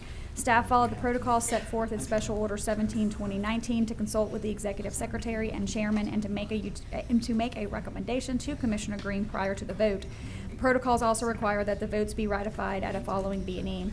The OMS sought approval to submit comments in FERC docket ER 22-1640, the FERC proceeding related to MISO order number 2222 compliance filings. The OMS comments generally express concerns with MISO's proposed timeline for order number 2222 compliance. And based on staff's recommendations, Commissioner Green voted in favor of the OMS reply comments. Staff recommends that the Commission ratify Commissioner Green's email vote taken on June 3rd, 2022 as Louisiana Public Service Commission's representative to the OMS Board of Directors. Move to ratify the vote of Commissioner Green at the OMS. Second. Moved by Commissioner Scrumetta, second by Commissioner Francis. Commissioner Green himself will abstain. Any opposition? It's approved. Next. We are moving Exhibit 21 to the end of the agenda since there is a potential executive session. Exhibit 22 is docket number U29157. This is CLECO's application of CLECO Power for recovery. Wait. Have we passed up? We changed we're finished with our number 20? Yes, sir. Okay. I wanted to make one announcement under that section. I know it's, let me make sure. Hold on. Caught me off guard. You move so fast. Yeah. Apologies. All right, I just wanted to make one thing. It's not a resolution, but it's now have we moved to the directive yet? No, sir. That's 23. That's a supplemental. It's a standalone exhibit item. Okay, gotcha. Okay, but I just wanted to make a more or less an announcement. It doesn't necessarily fit the document, but I figured it would fit in right here. Something simple, but it talks to some of the things we talked about today. The Kendall Magnolia Kendall plant had closed yesterday on financing, so it's moving quite ahead on 1803, and that's something to be proud of, that we have pretty much the financing and a go-ahead on a new plant being constructed in Louisiana to help serve the people of Louisiana, but more especially in the co-ops and the 1803. I did want to get that in. And once again, I also wanted to, if you don't mind me sticking it in right here, if it hadn't been said enough, I just want to thank the people of Shreveport for allowing us to have these facilities on such short notice and to be so accommodating to our Public Service Commission meeting today. I didn't get a chance to meet or introduce the mayor or any of the council members, but I wanted to say on behalf of the commission how thankful we are for their cooperation. And now, let's move on to the next exhibit. Thank you. Exhibit number 22 is docket number U29157. This is CLECO Power's application for recovery and rates of amortization of storm damage costs incurred as a result of Hurricanes Katrina and Rita, effective January 1 of 2006. It's a discussion and possible vote on CLECO Power's request to refund certain amounts to customers, and it's at the request of Vice Chairman Francis. In order number U29157B, dated September 17th of 2007, the Commission authorized and directed the establishment of a collection account by CLECO Katrina Rita Hurricane Recovery Funding LLC, the special purpose entity formed to serve as an issuer of storm recovery bonds. The collection account was held by the Storm Recovery Bond Indentured Trustee as collateral to ensure the payment of the principal, interest, and other costs related to the storm recovery bonds in full and on timely basis. The 2007 order states that upon maturity of those bonds and the discharge of all obligations thereof, the remaining amounts in the collection account are to be released by the indentured trustee to the special purpose entity, and equivalent amounts are to be credited by CLECO Power to its customers. On June 20th of 2022, CLECO Power filed correspondence informing the Commission that all of the storm recovery bonds issued by the special purpose entity have been retired, and all principal, interest, and other charges associated with the storm recovery have been paid. Further, the correspondence states that the funds have been released by the indentured trustee and are available for refund. Therefore, CLECO Power requests that the funds be refunded to customers as quickly as possible in the form of a bill credit on September of 2022 bills, when customer usage is typically high. Staff has reviewed CLECO Power's request as well as the requirements contained in the 2007 order and agrees that the funds should be refunded to customers in the form of a bill credit on September of 2022 bills. Staff recommends that the Commission accept CLECO Power's request to issue the refund in the form of a bill credit. Motion accept staff recommendation. Before moving on, what's the total value of the credit? Lauren Evans on behalf of staff. It's about 1.6 million. Okay, thank is you. the total Second refund. on the motion.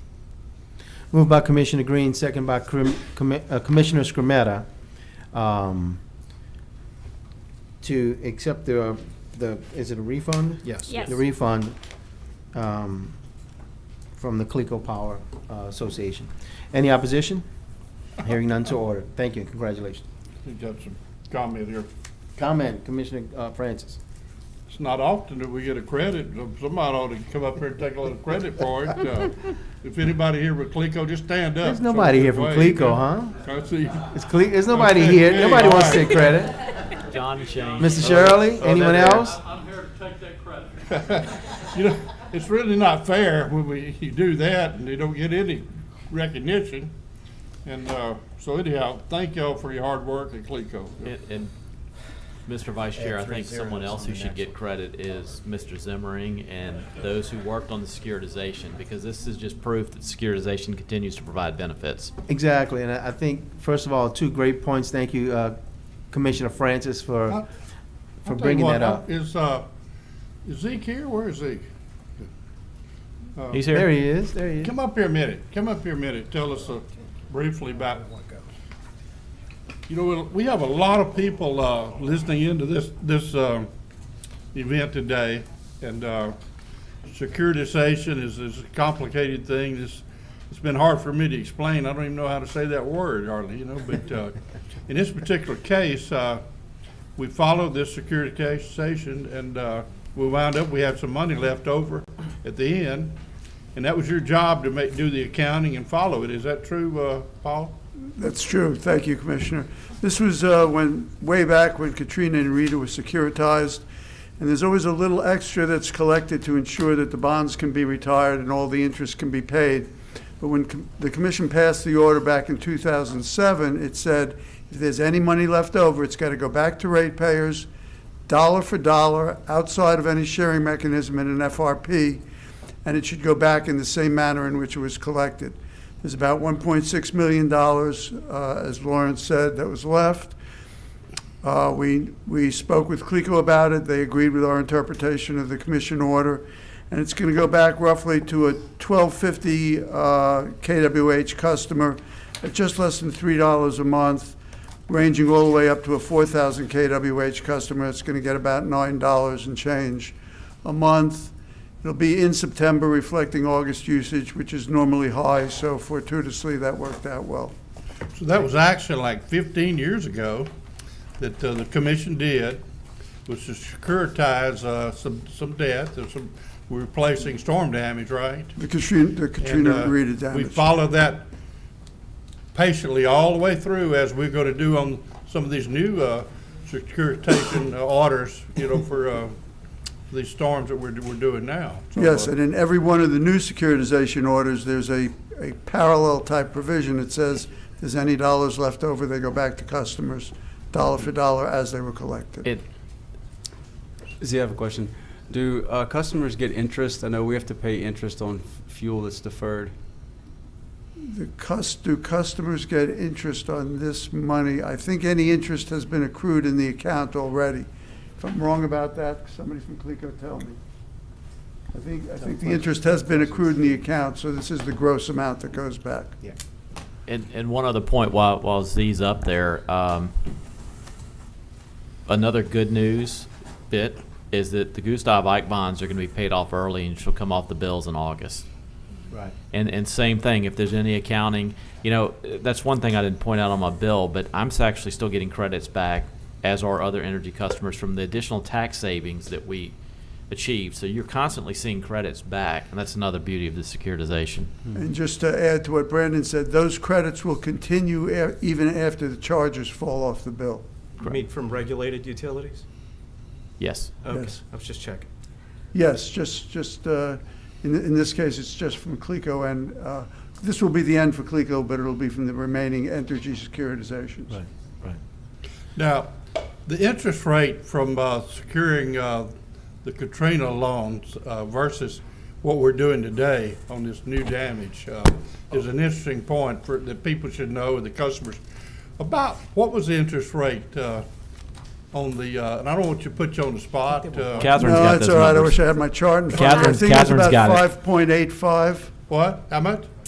So for Katrina Rita, under EGSL, it was 5.74, and for ELL, it was They actually went- 5.56. They Oh, actually close. went down You were as close. we got into later storms, didn't we? And we did. For Gustav Ike, it was 3.35 for EG, and then 3.33 for EL. And then when we got to Isaac, it was under 3. It was 2.86 Right. and 2.97. And the most recent ones have been in the 4s. Yeah, I think we're on the up track now. And we're on a big upswing, particularly with what the Fed may do in the next day or Right. so. Yep. Okay. Well, thank you. You Thank know, you, Paul. first of all, Professor Zimmering, I'd like to once again compliment you and your staff and for working so hard for the commission that helps save so many people in Louisiana money and get stable utilities and stable financing here. Not only the work you've done, but the projects you've been a part of. You know, you've tirelessly worked and helped find solutions for all of us. Believe it or not, makes our jobs a lot easier. Probably makes yours a little more difficult, but the benefits are being felt across the state. So I'm glad that Commissioner Francis made a point to congratulate not only CLECO, but the whole idea of securitization and to impromptu bring you up here to explain it. But it needs explaining because right now a lot of people are looking at these high bills and are thinking that there's a problem with the storm damage being put on the bills, and I understand that.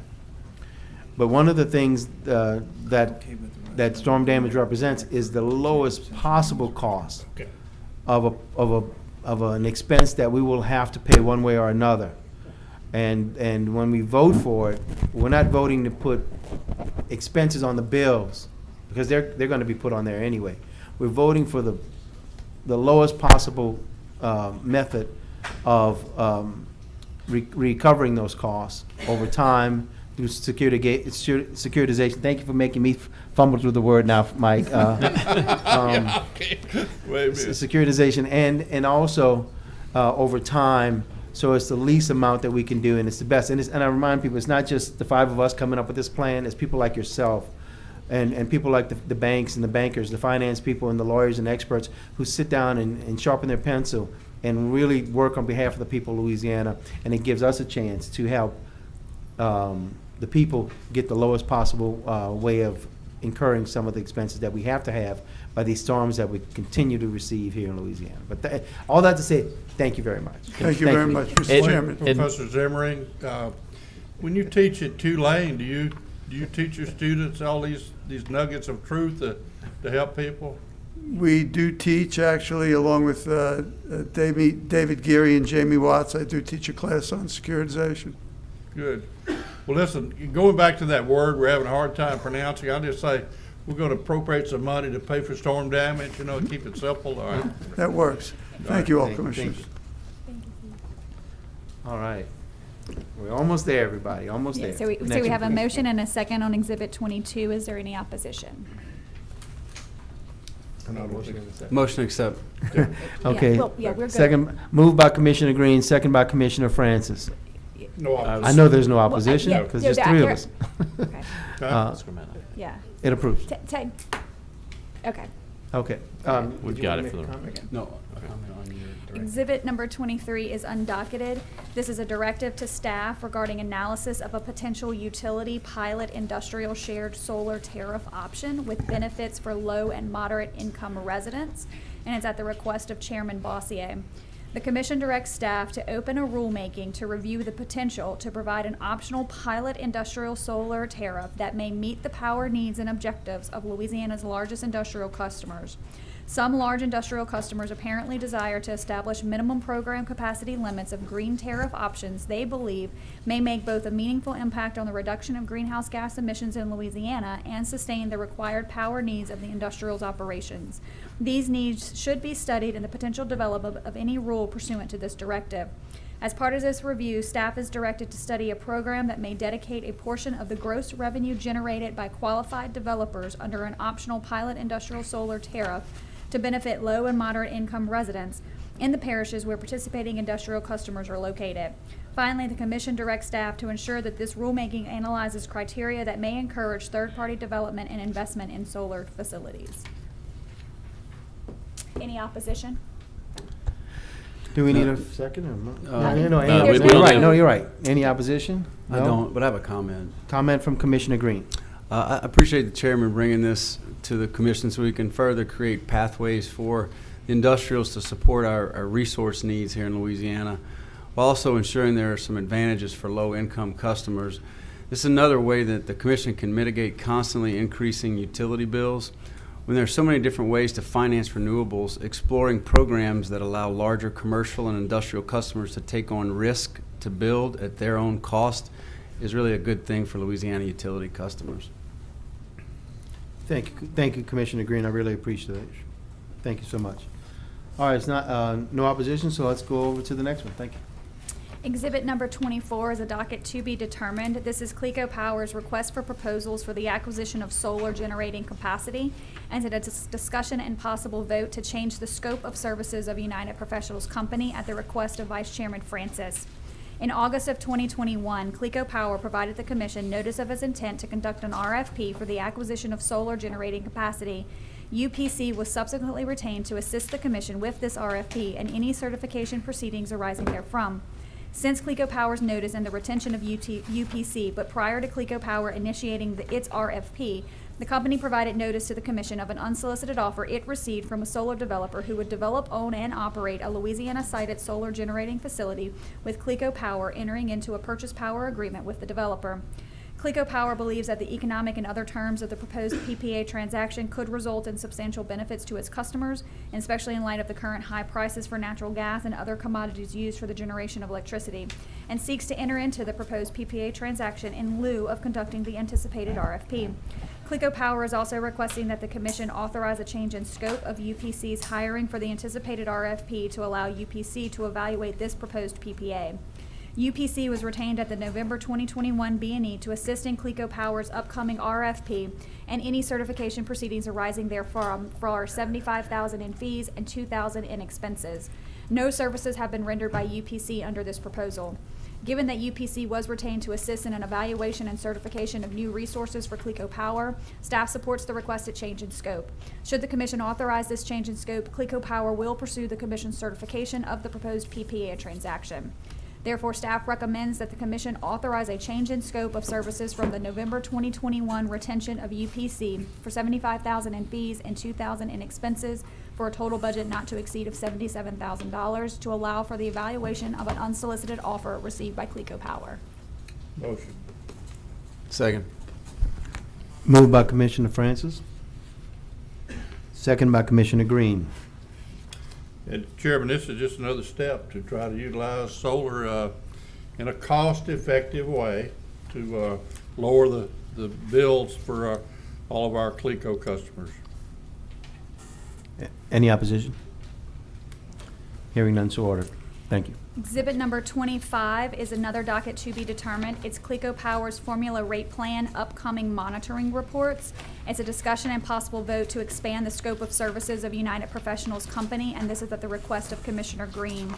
In docket number U35299, CLECO Power filed an application for implementation of change in rates and extension of an existing formula rate plan. Staff issued a request for proposal 1905 seeking an outside consultant to assist in the review of that application. And in response to that RFP, United Professionals Company was retained by the Commission for a budget of $180,000 in fees and $15,000 in expenses for a total budget not to exceed of $195,000. In order number U35299 dated June 22nd of 2021, the Commission approved an uncontested stipulated settlement entered into by all parties, which included a 3-year extension of CLECO Power's FRP. Historically, when staff issues an RFP associated with a request to initiate or extend a utility's FRP, staff includes the annual review analysis as part of the anticipated scope of services. However, staff recently realized it inadvertently excluded annual reviews as part of the scope of the services in RFP 1905, and thus no consultant was retained to assist in CLECO Power's FRP annual reviews. Upon this realization, staff inquired as to UPC's remaining budget under docket number U35299. UPC has a budget of approximately $90,000 remaining in the budget. Given that UPC was retained to assist in the evaluation and approval of CLECO Power's FRP extension, and that staff historically includes FRP annual reviews within the scope of services for any FRP extension request, staff recommends that the scope of services of UPC's hire for docket number U35299 be expanded to include the 3 years of annual reviews. Should the commission authorize this expansion, UPC would utilize the remaining budget under docket number U35299 for these reviews. Further, UPC's hourly rates would stay at $60 to $925 per hour as provided in the initial hire. Staff recommends that the commission expand the scope of services provided for in RFP 1905 to include the 3 years of annual reviews of CLECO Power's formula rate plan. Motion to accept staff recommendation. Moved by Commissioner Green, second by Commissioner Francis. Any opposition? Hearing none, so ordered. Thank you. Is that next, or do we have, is that We it? will move back to exhibit number 21. Can I interrupt for a second, Mr. Chairman? Yes. Point of privilege. I'd like to point out that David Gary says it's a boy. He is now a grandfather. Congratulations, David.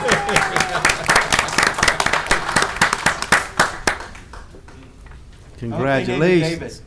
Just to punish you. Congratulations, Mr. Gary. All right, let's go back to 21, is it? It is Exhibit 21. It is an executive session, but I ask that everyone stay seated and quiet until I read the entire in-ray into the record, and then we will ask for everyone except the commission. Well, we can go in the side room, right?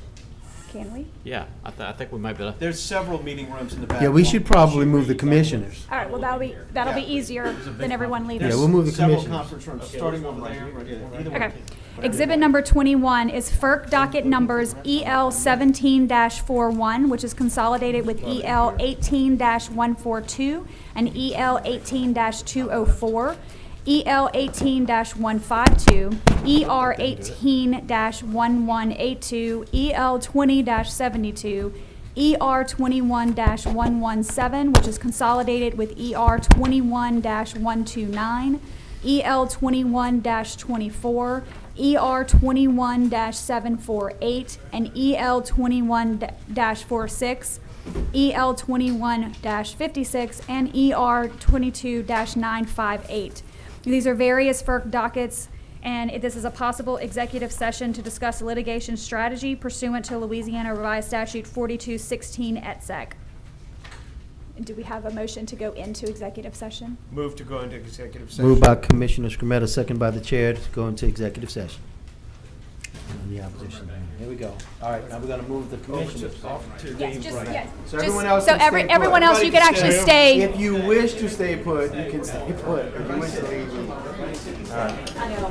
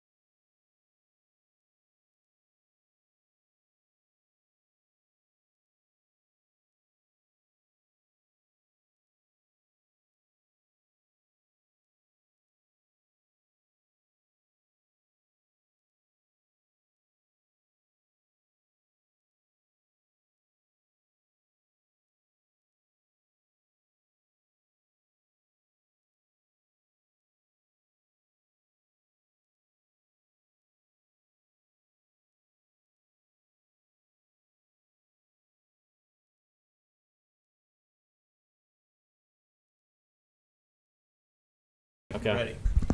I need someone to move to take us out of, to bring us out of executive session, and then to. Second. Moved by Commissioner Francis, second by Commissioner Scrumetta. Now we need to adjourn. I need a motion. Move to adjourn. Moved by Commissioner Scrumetta, second by Commissioner Francis to adjourn. So ordered. Next meeting is when and where? September 14th at the Galvez Building in Baton Rouge. September 14th in Baton Rouge. See you then.